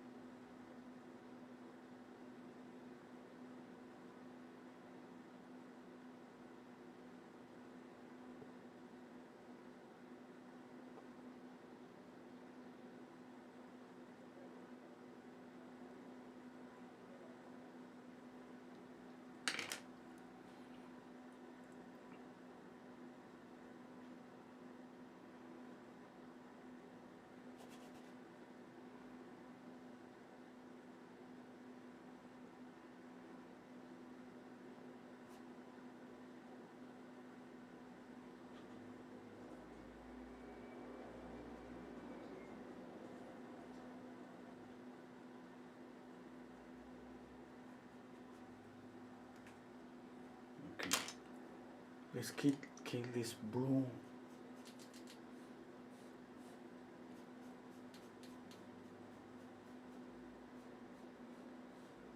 I want to see a little bit of this blue, but this is too much.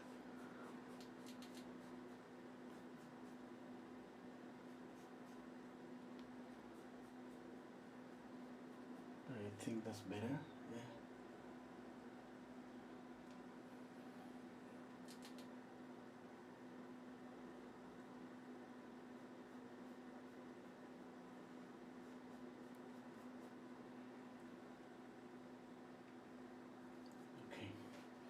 I'm gonna add more accent this area, and then I'm gonna add some black here. Okay, with some blue, black and blue.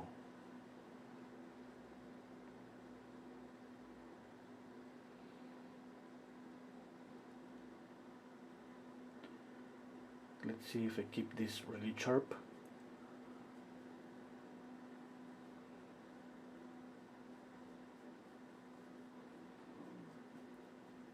This is almost black. You don't see this black on your screen. That means that you don't see the real contrast of the painting.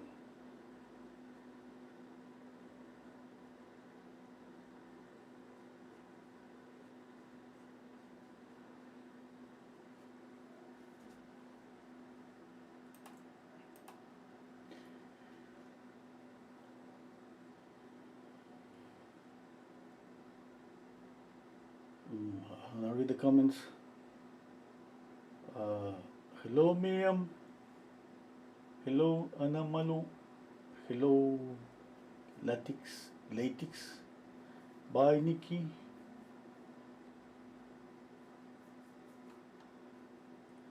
Okay, totally agree about value versus color. Yes, Nick. And avoiding oil painting because of turpentine and other harmful chemicals. Yeah. You can use just linseed oil.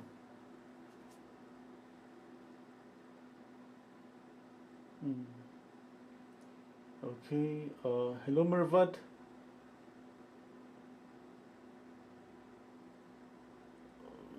I'm just reading the comments, seeking for a question. Okay, let's continue.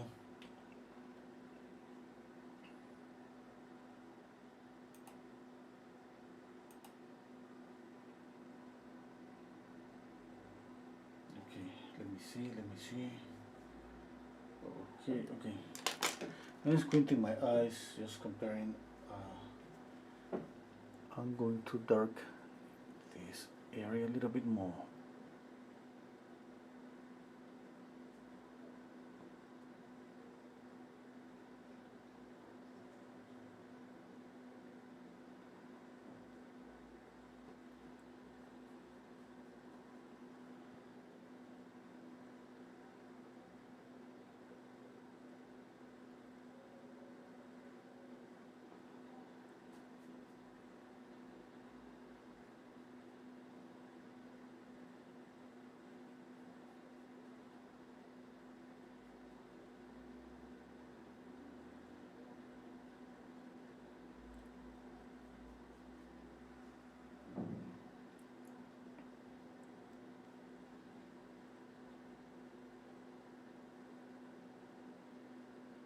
I'm going to continue adjusting the values. I'm trying to be more precise about how dark and light are some areas.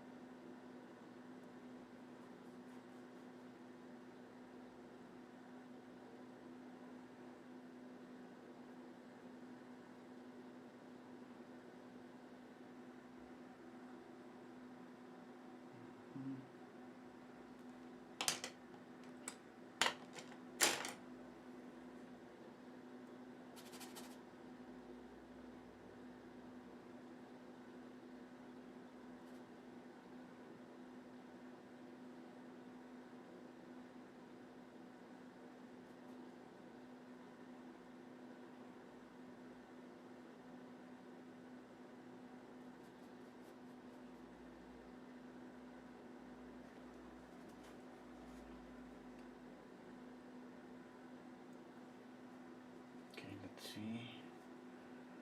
Getting close, really slowly.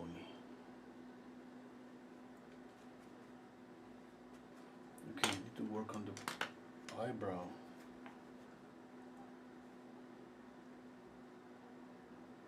Need to zoom in the image.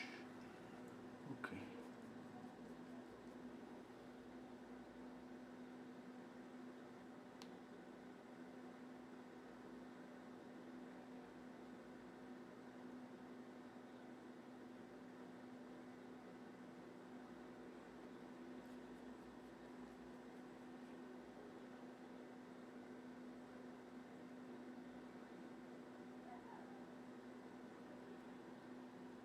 Okay, black, orange, touch of red.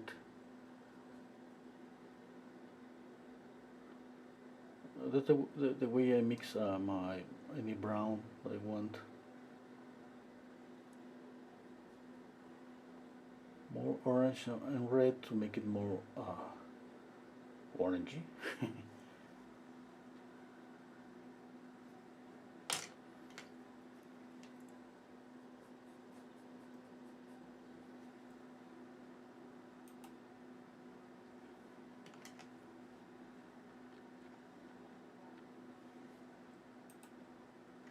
Let me see, zooming in the image.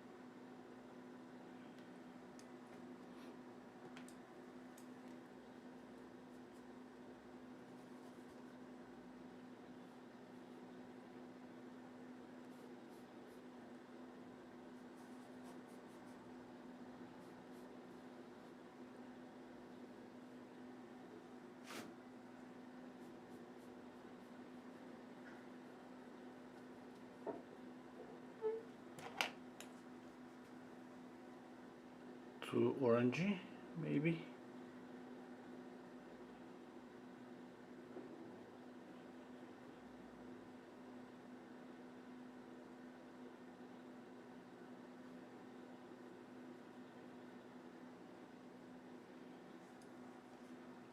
Too reddish, too orangey, I think.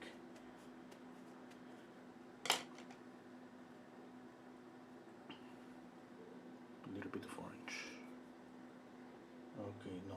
Oh, it's too reddish. A little bit of orange and blue.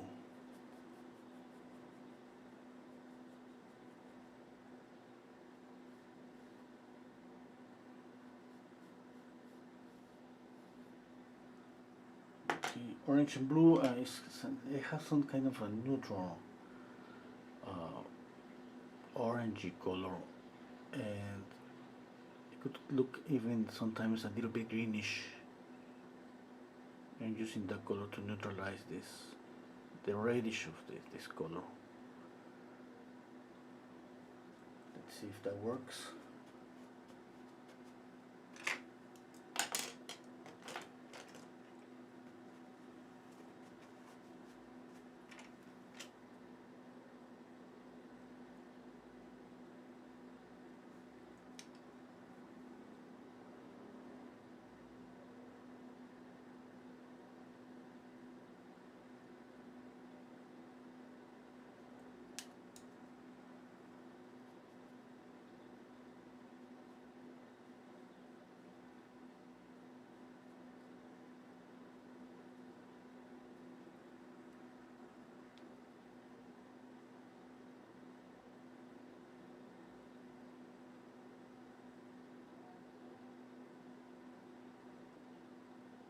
Okay, step back, going down. Okay, getting closer with the values. A little bit closer, a little bit closer. The drawing, I see something wrong in this eye. Well, okay, I have to just continue checking out. And comparing, paint and compare, okay? Paint and compare.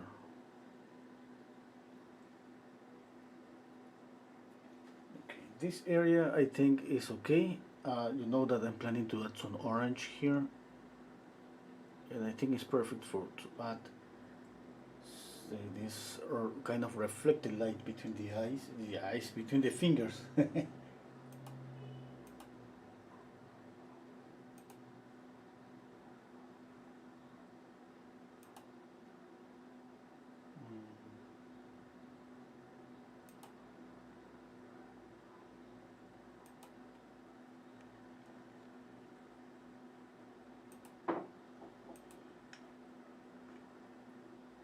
Okay, let me see. Let me work. I'm gonna work on this eye.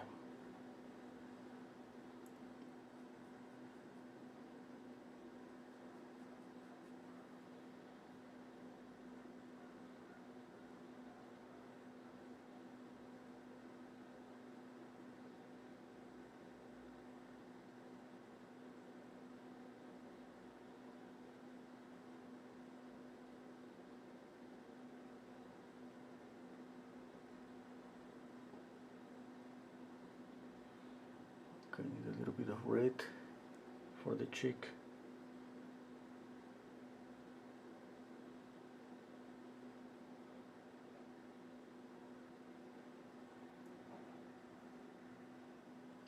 Okay.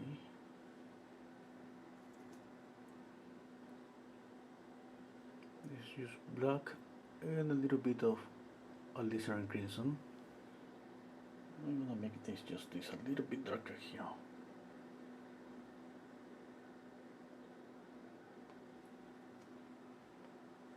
Just a little bit darker. Let me see.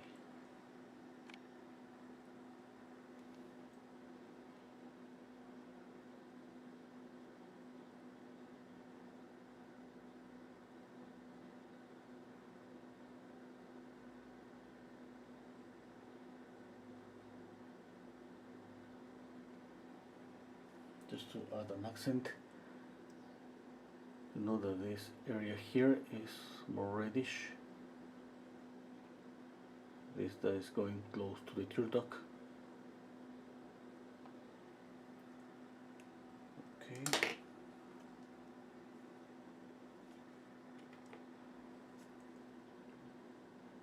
I'm gonna use pure black. I'm gonna make this around the iris a little bit darker.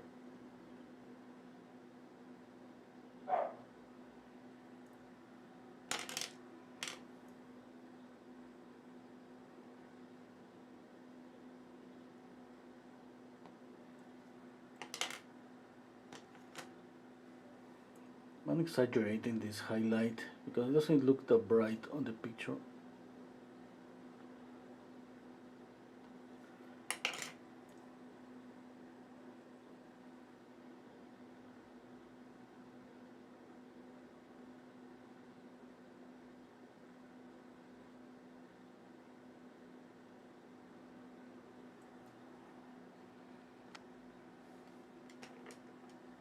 Kind of difficult to work in this really small area.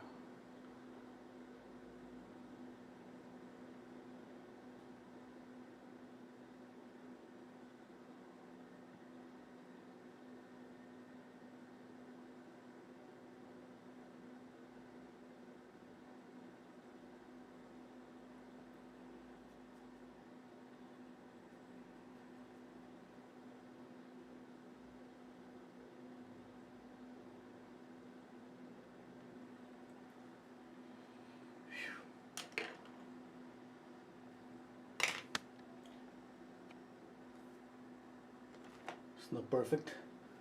I think it works. I need to soften this, okay? Always remember, don't leave this mark really sharp, because if you have really sharp edges, that's gonna kill the volume.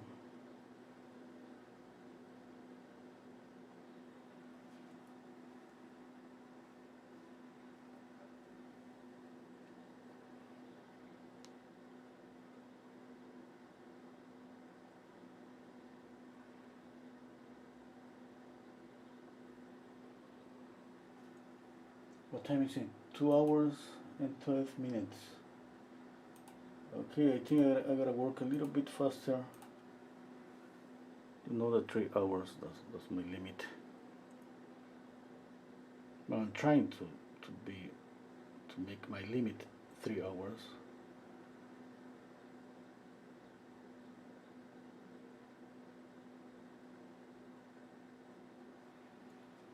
Okay, that's too bright. That's not okay.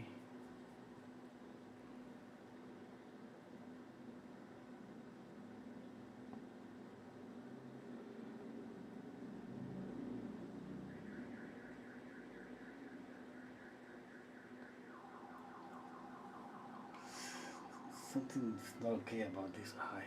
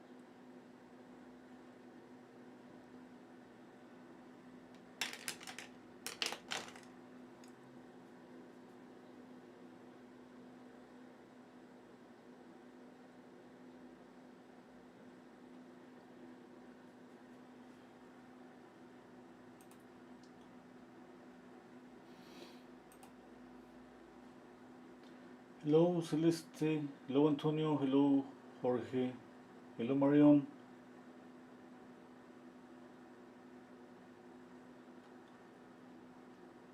Uh, I don't know why I'm not getting any notifications to your videos. Okay, I don't know about that. Maybe it's yeah, I don't know. There is I mean, there is a bell. You have to clean on the bell to select like receive all notifications.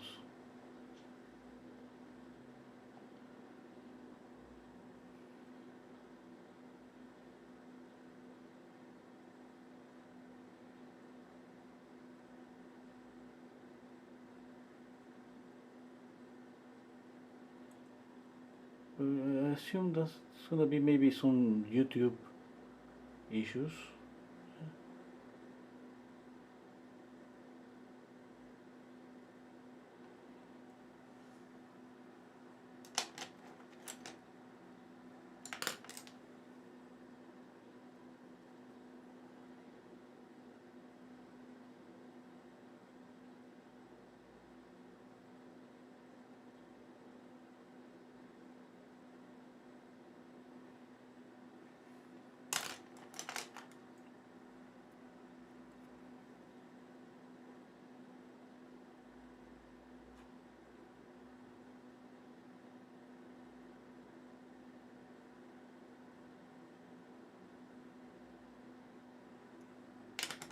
Okay, let's add more orange.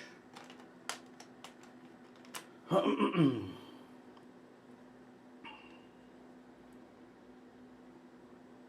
bit of red.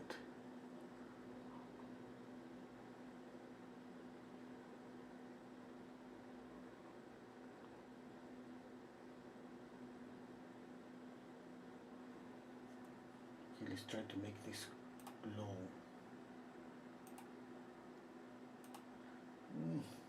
I don't like it. I think here is okay, but here just I have to knock down this and this one.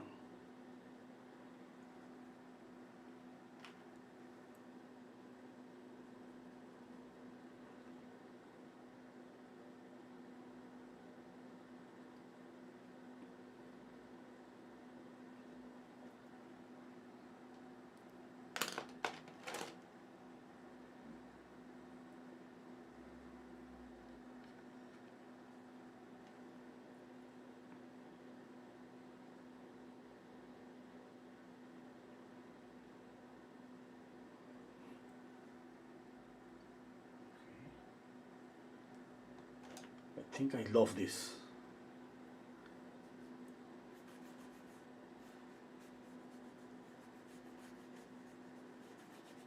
Mm-hmm.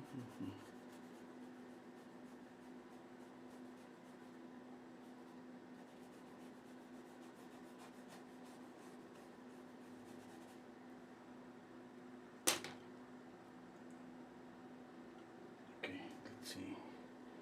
Let's spread this light over the face, just here, just this small area here, the upper lip, okay, below the nose.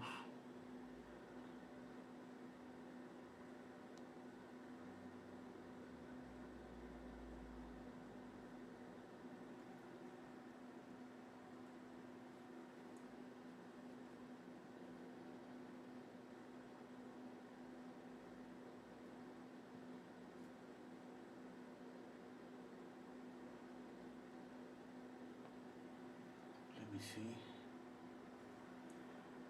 Okay, I have to go really slow and putting more paint and more paint. Maybe it's not gonna work, and that's why I'm just going really slow.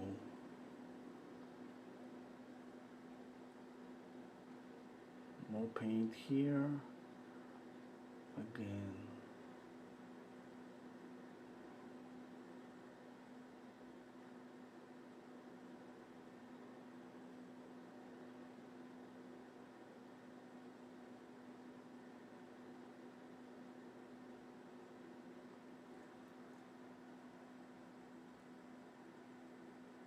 love to add a glaze here and make it this bluish and add more. I mean, that's impossible with oil paint.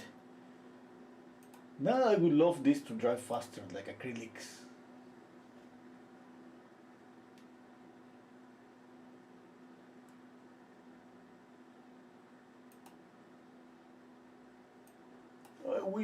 Now I wish oil paint dry faster. Okay, let's see.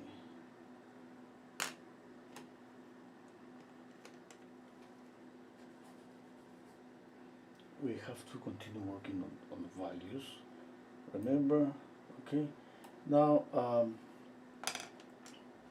planning this darkening. Okay, this is dark. I can dark this even more here, and just soften this. Okay, now I can add maybe a little bit of contrast here. Let's say. Okay, and here already I have a little bit of light. What happens if I do this? Okay, no, I don't think it's gonna work. Okay, just let's make this all this darker.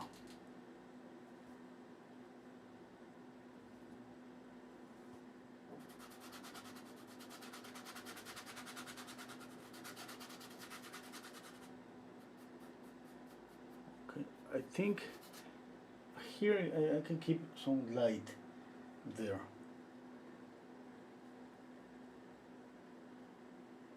More dark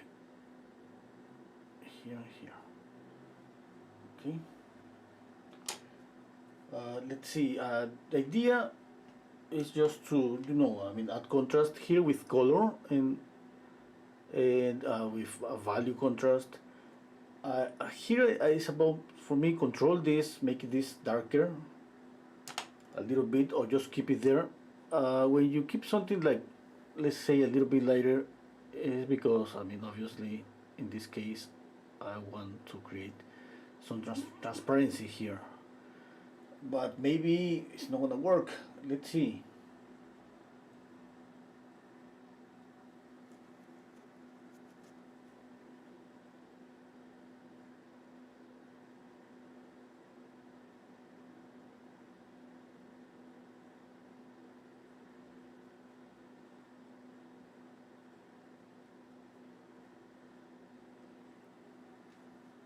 Okay.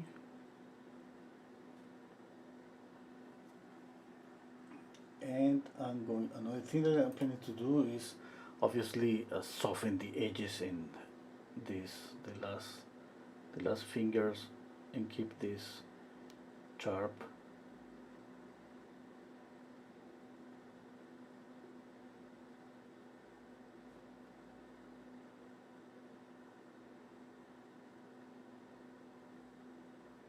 I need to add more details to this. Okay. Now let's soften this.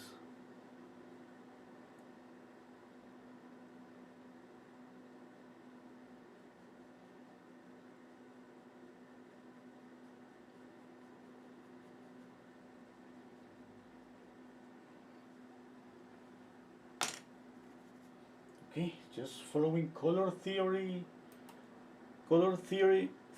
rules. Okay,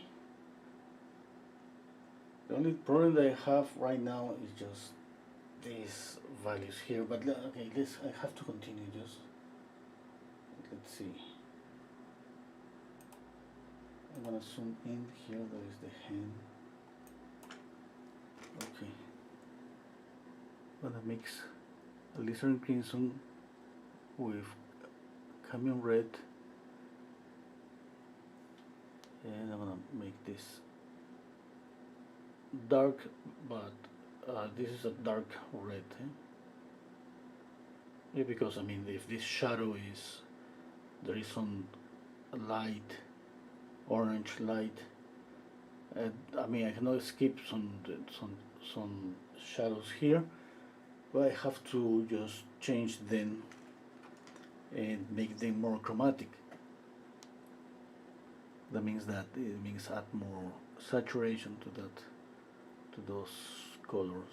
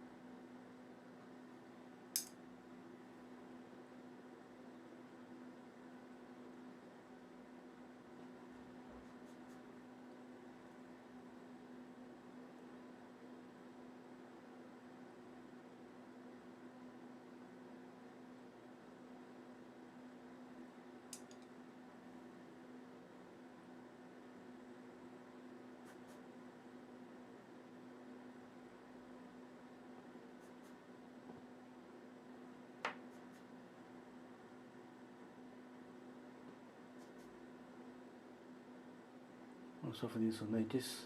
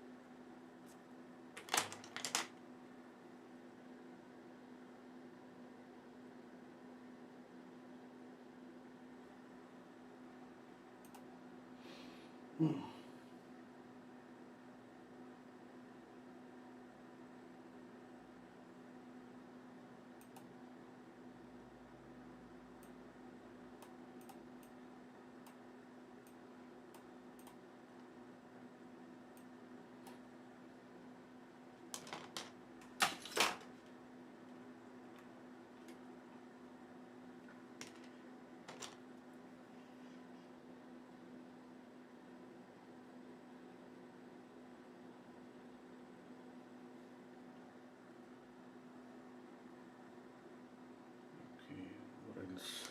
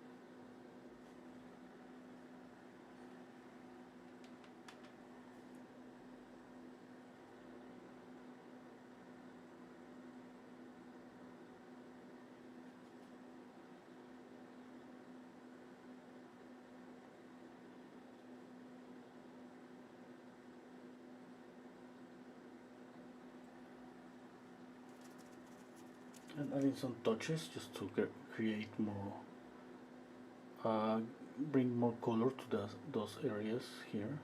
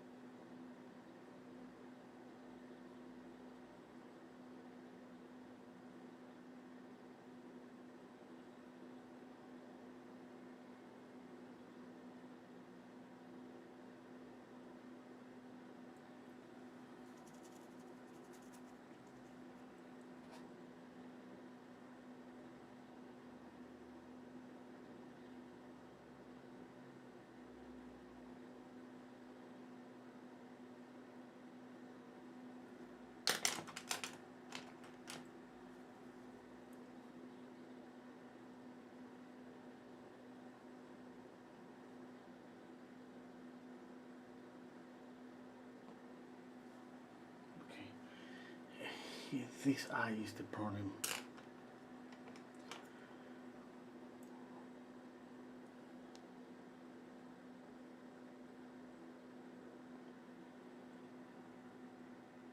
So difficult. Let's read the comments. Take to rest a little bit from the image. Hello, Mary. Take away a little of the white of the left eye. Yeah, yes, I'm planning to do that.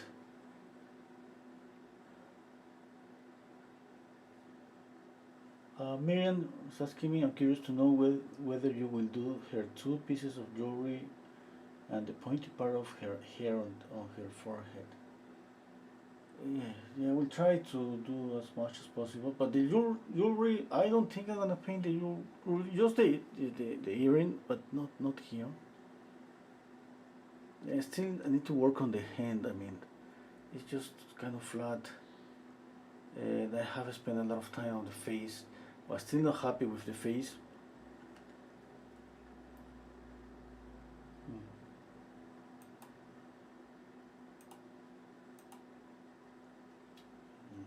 But let's continue. I still have a half hour.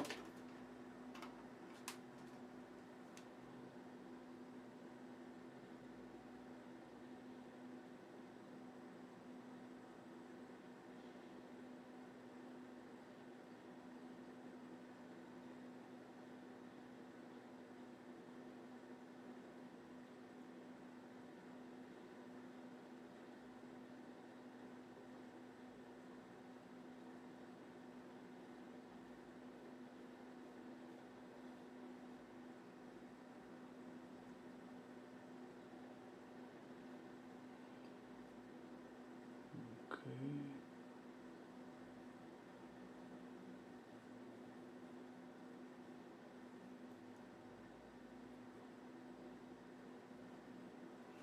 Let's work on the hand.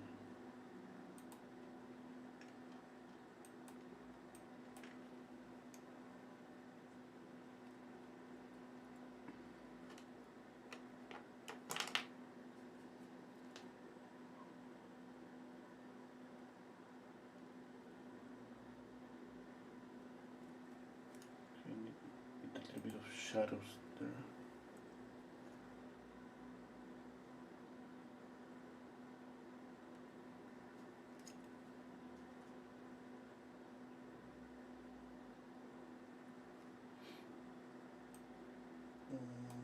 By zooming in my image.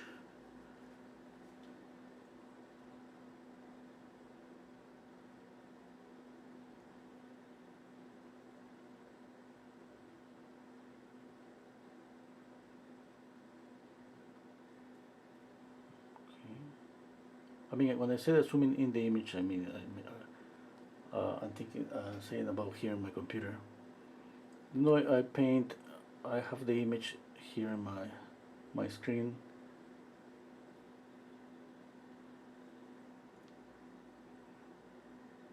I have I gotta say a big screen here because I want to be able to see details when I have to, yeah.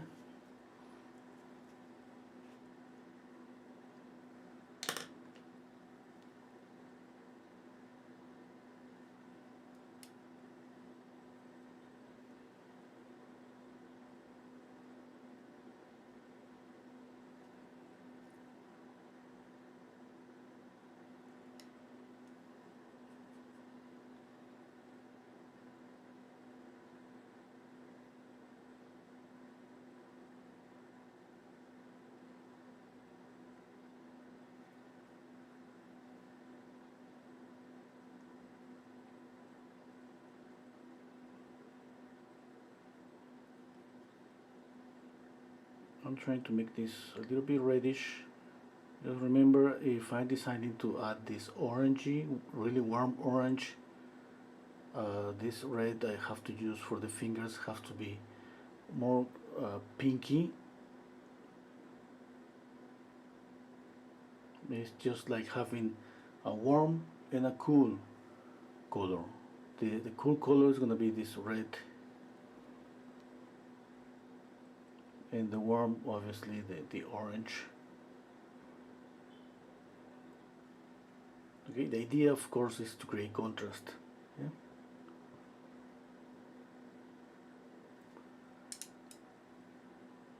If I right now, this is warm, this is cool.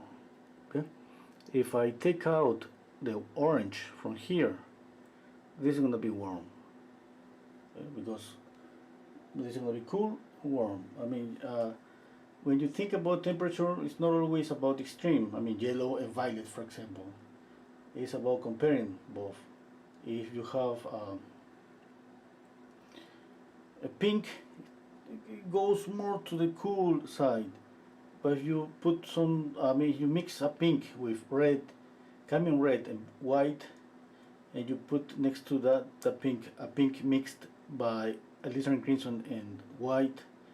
Obviously, the pink made with carmine red is going to be the warmer, and the other the cooler. You put orange next to them, maybe both of them becomes cooler. Okay, it's just about comparing. Just a minute, I need to see more details here. Okay.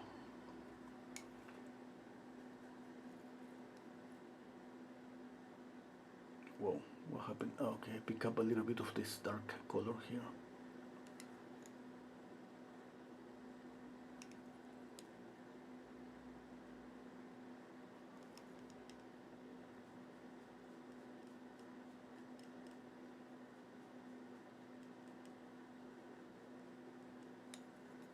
What do you think? Let me know. Do you think maybe I made a mistake by changing this? Or maybe it's okay. You know, this is at the end. It's just to have a conversation with you, but at the end it's about just what you like, what you don't like. I mean, for some people, pretty sure they're gonna love it. Other people, just not. And sometimes we want to just copy, and we are just so used to the idea about respecting the image, copying everything perfectly as much as possible. And in that case, okay, I think this is not gonna work.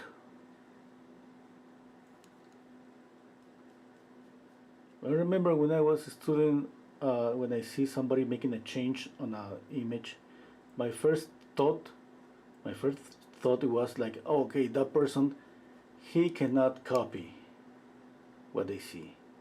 That's why he's changing that. Okay?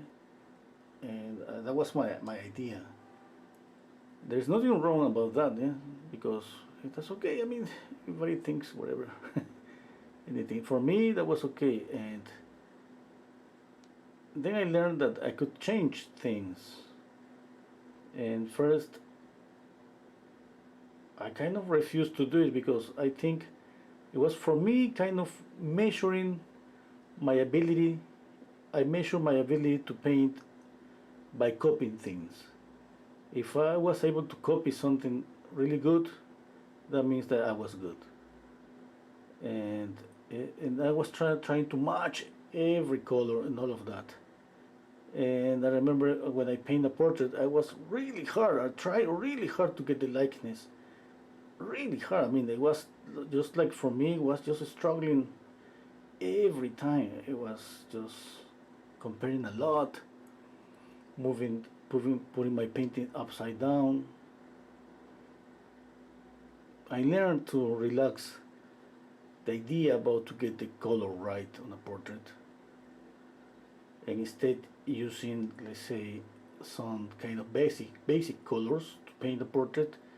And in this way I can just concentrate more on the structure, yeah? And the likeness. Does, I mean, we always want that, but you know that way that's a longer process. Yes, I mean that's, and I always say, just to say that, I mean, this thing about the likeness is something that is not a guarantee that we're gonna get it always. But anyway, we gotta try. Yeah? We have to try all the time. Okay, I think the hand is better. I just have to put more light.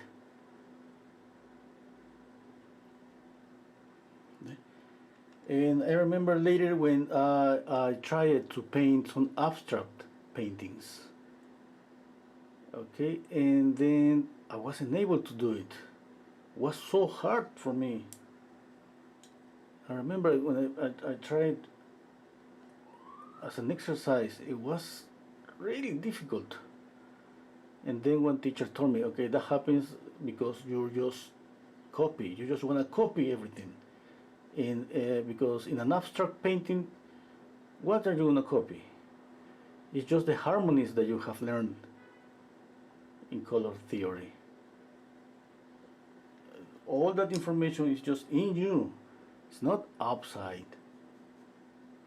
And now you're not able to do it because, I mean, you didn't care. You just care about copying. It's like you're empty, without information, without color harmony.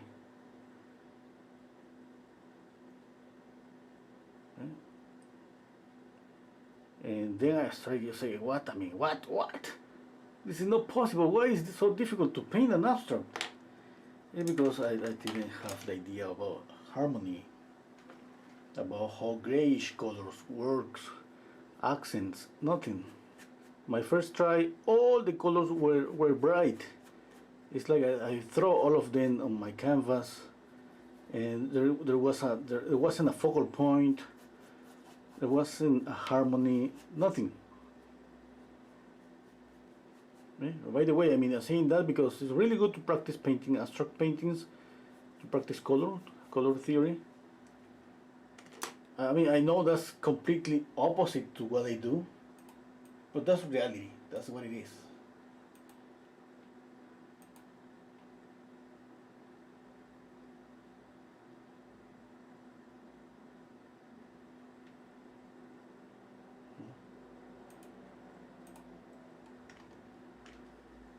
Yes, and I remember, I think it was, I don't remember what year it was in the School of Art. I don't even remember the teacher. It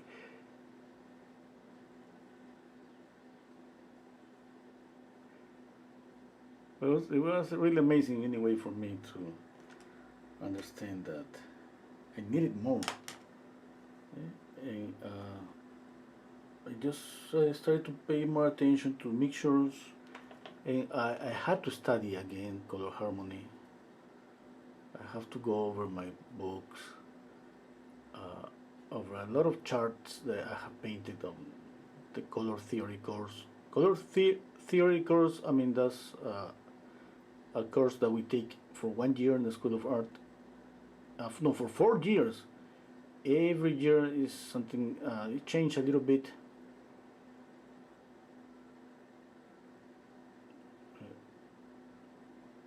Okay, anyway. I'm avoiding working on this eye.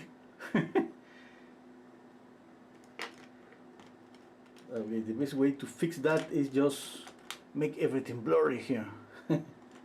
Everything blurry, and that's it. No, I'm gonna try to fix it.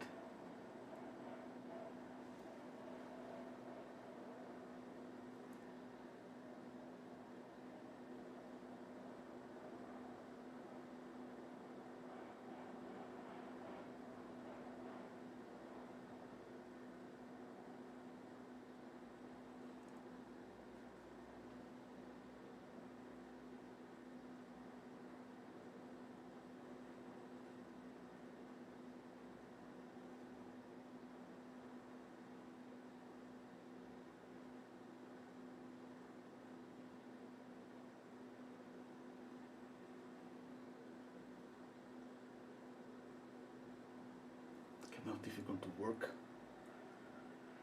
there, but anyway.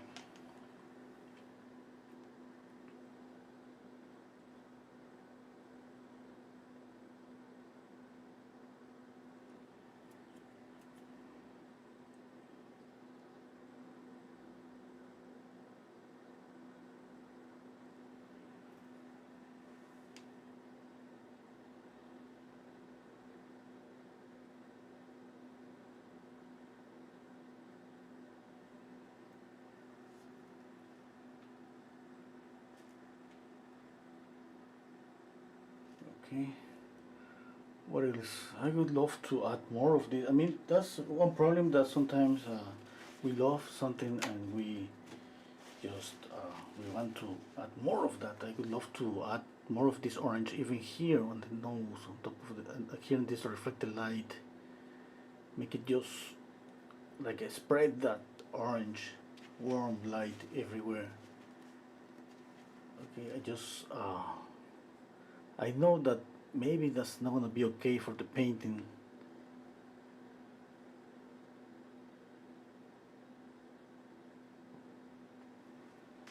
Okay, what time is it? It's almost 3 hours.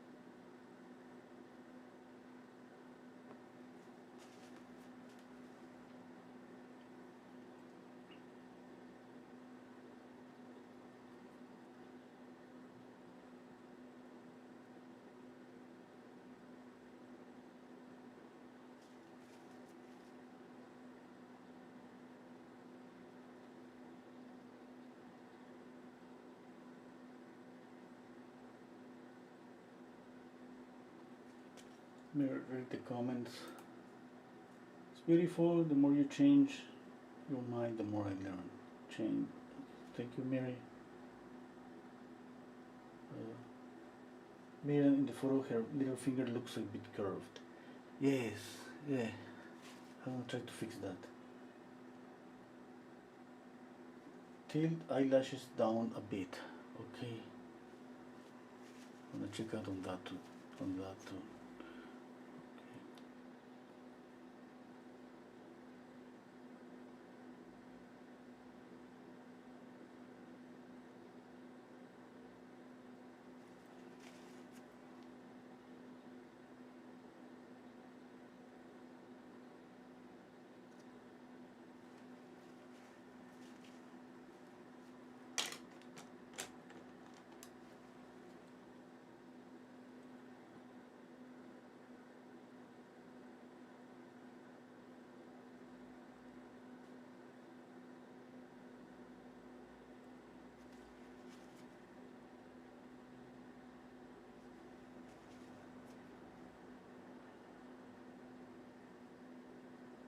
I'm softening here, making a lost edge.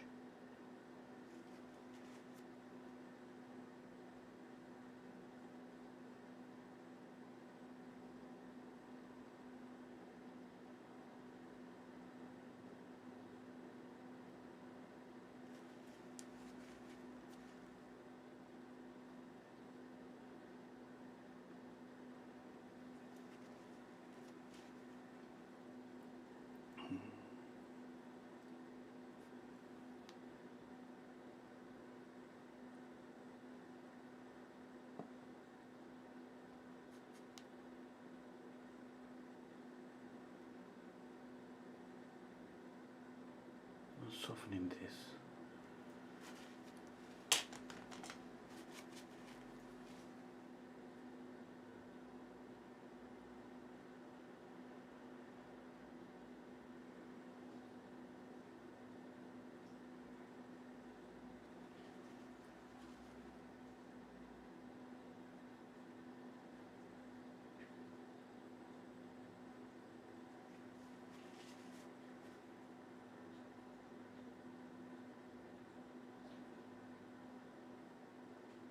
softening edges.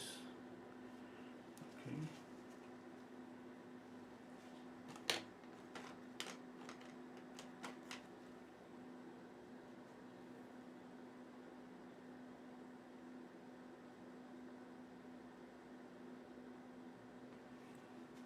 Okay, I'm trying to keep this in the same value. You see this eye, I have an accent here, and I don't have the accent here. It's just because I'm trying to make this recede, and obviously don't work that much in this eye.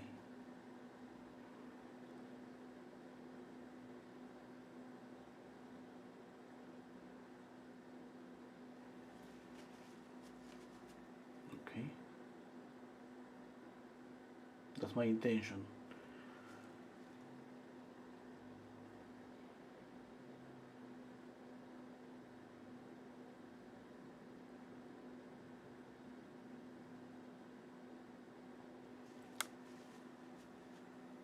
Okay.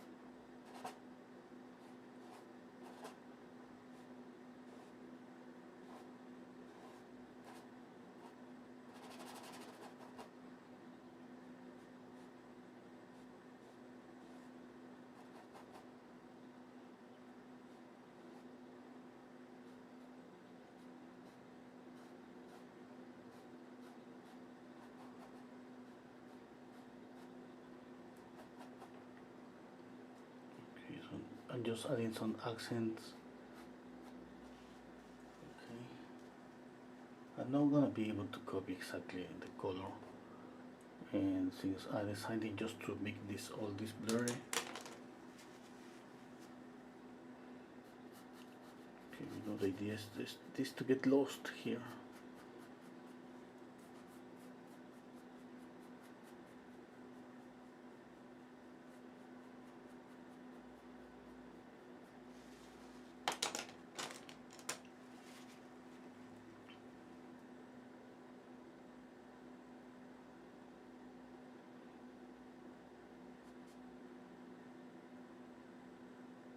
And softening more and more. Okay.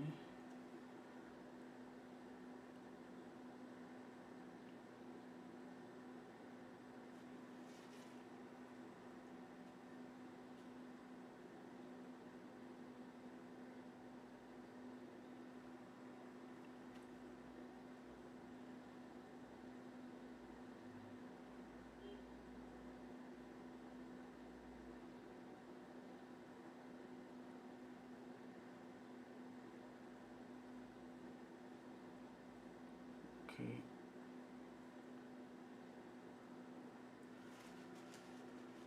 What is?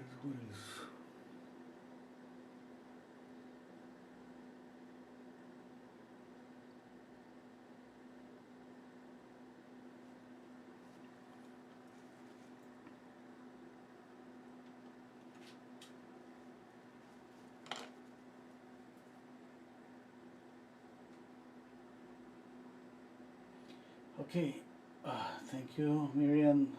Uh, just 5 more minutes. I just need to step back and check out again. Hello, Joyce. Love this, Renzo. You haven't sent the other two paintings yet. I'm going to include this in the shipment. Thank you so much, Joyce. Everybody say thank you to Joyce.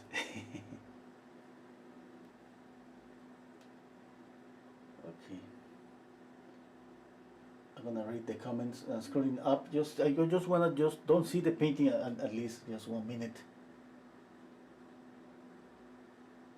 Okay.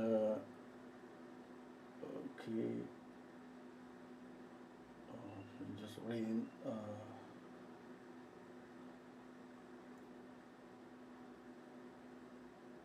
Mm,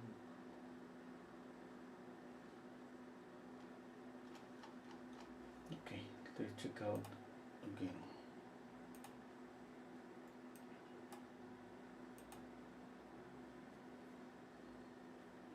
Yeah, I think that's it.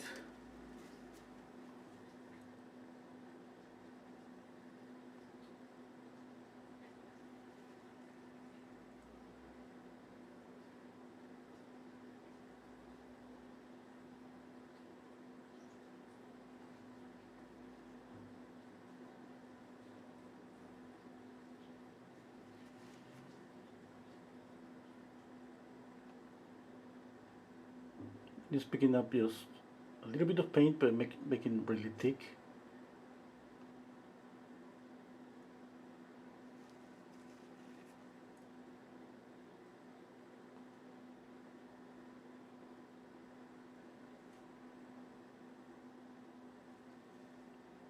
Okay, now some pure red, camion red.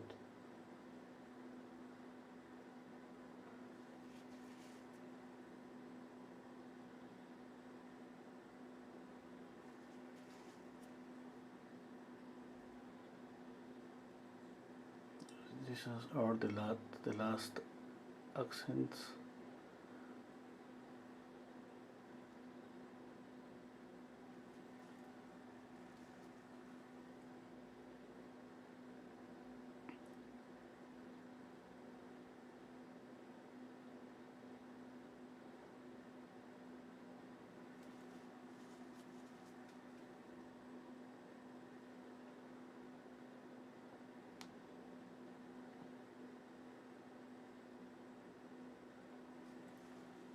Okay.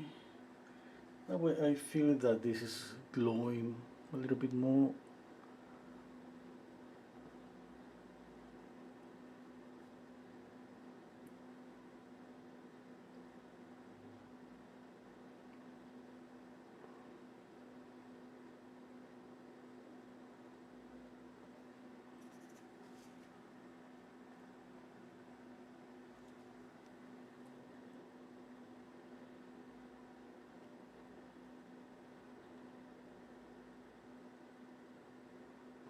I'm gonna check out this again soon in a couple of days.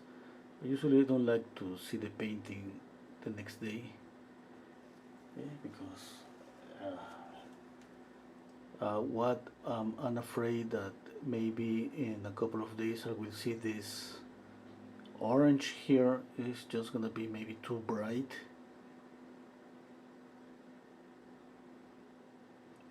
I love it right now.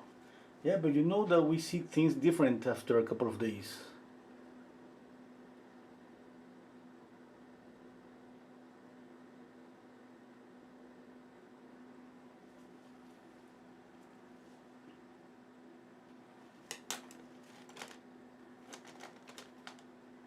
Okay, let's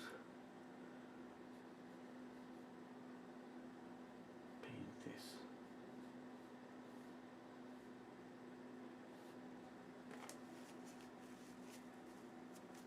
Okay, a little bit of blue here, white. That was too much.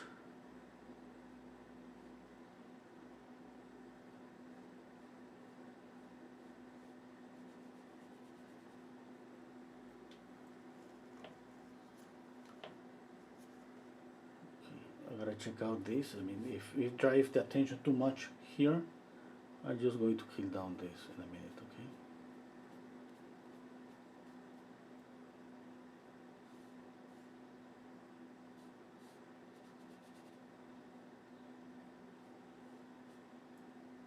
I think it's better. Okay, I need a little bit of yellow.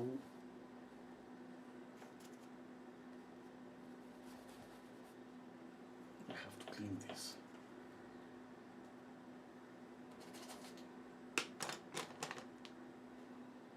A little bit of yellow here.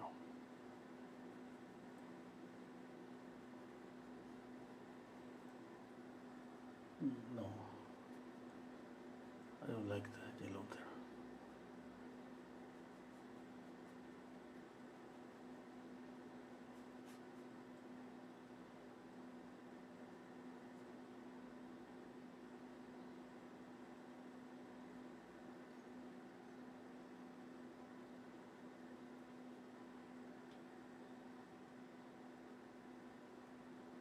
Okay, light, spread, bounce everywhere.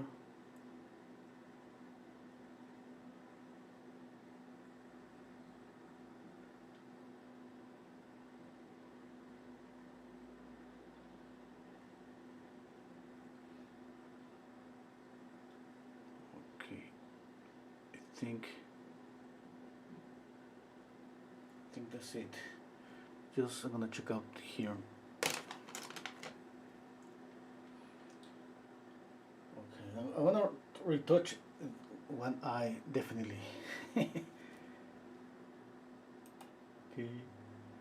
that is because I'm pretty sure it's not okay this eye here, but right now I'm not gonna be able to fix it. I know that for sure. I mean, I've been in the same situation so many times, and sometimes I've been working hours, not like a lot, but 2 3 hours in some area, and at the end, we don't see the results. Okay, that sometimes happens, not all the time. I mean, that's why all the people is gonna say, take a rest, check out the painting the next day.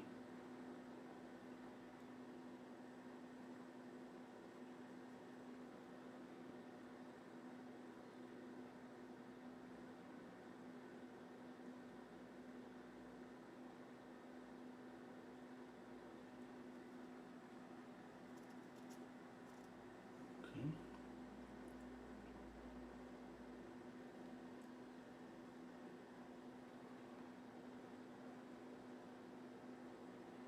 Some red on the eye.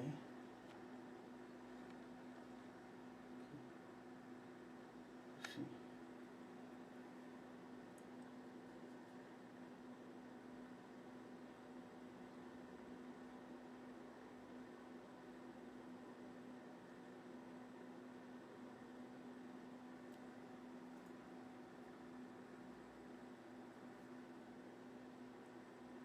Okay. What else? What else? I want to soften here a little bit.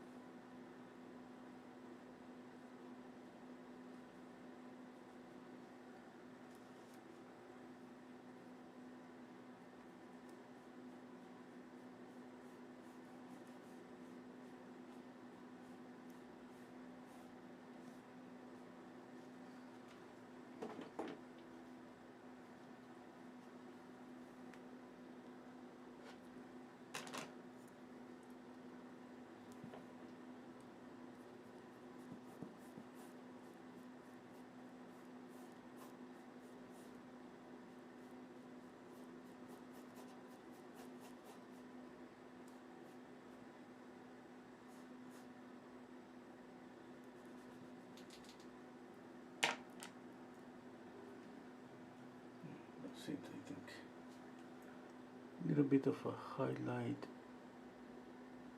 here.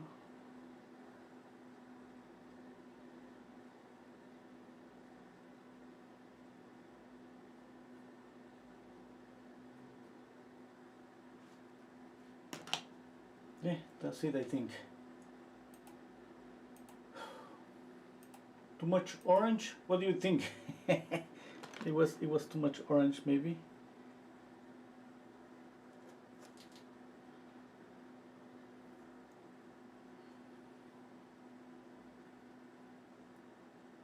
Okay, that's it. Thank you so much. Thank you so much, Joyce Kraks Melnik.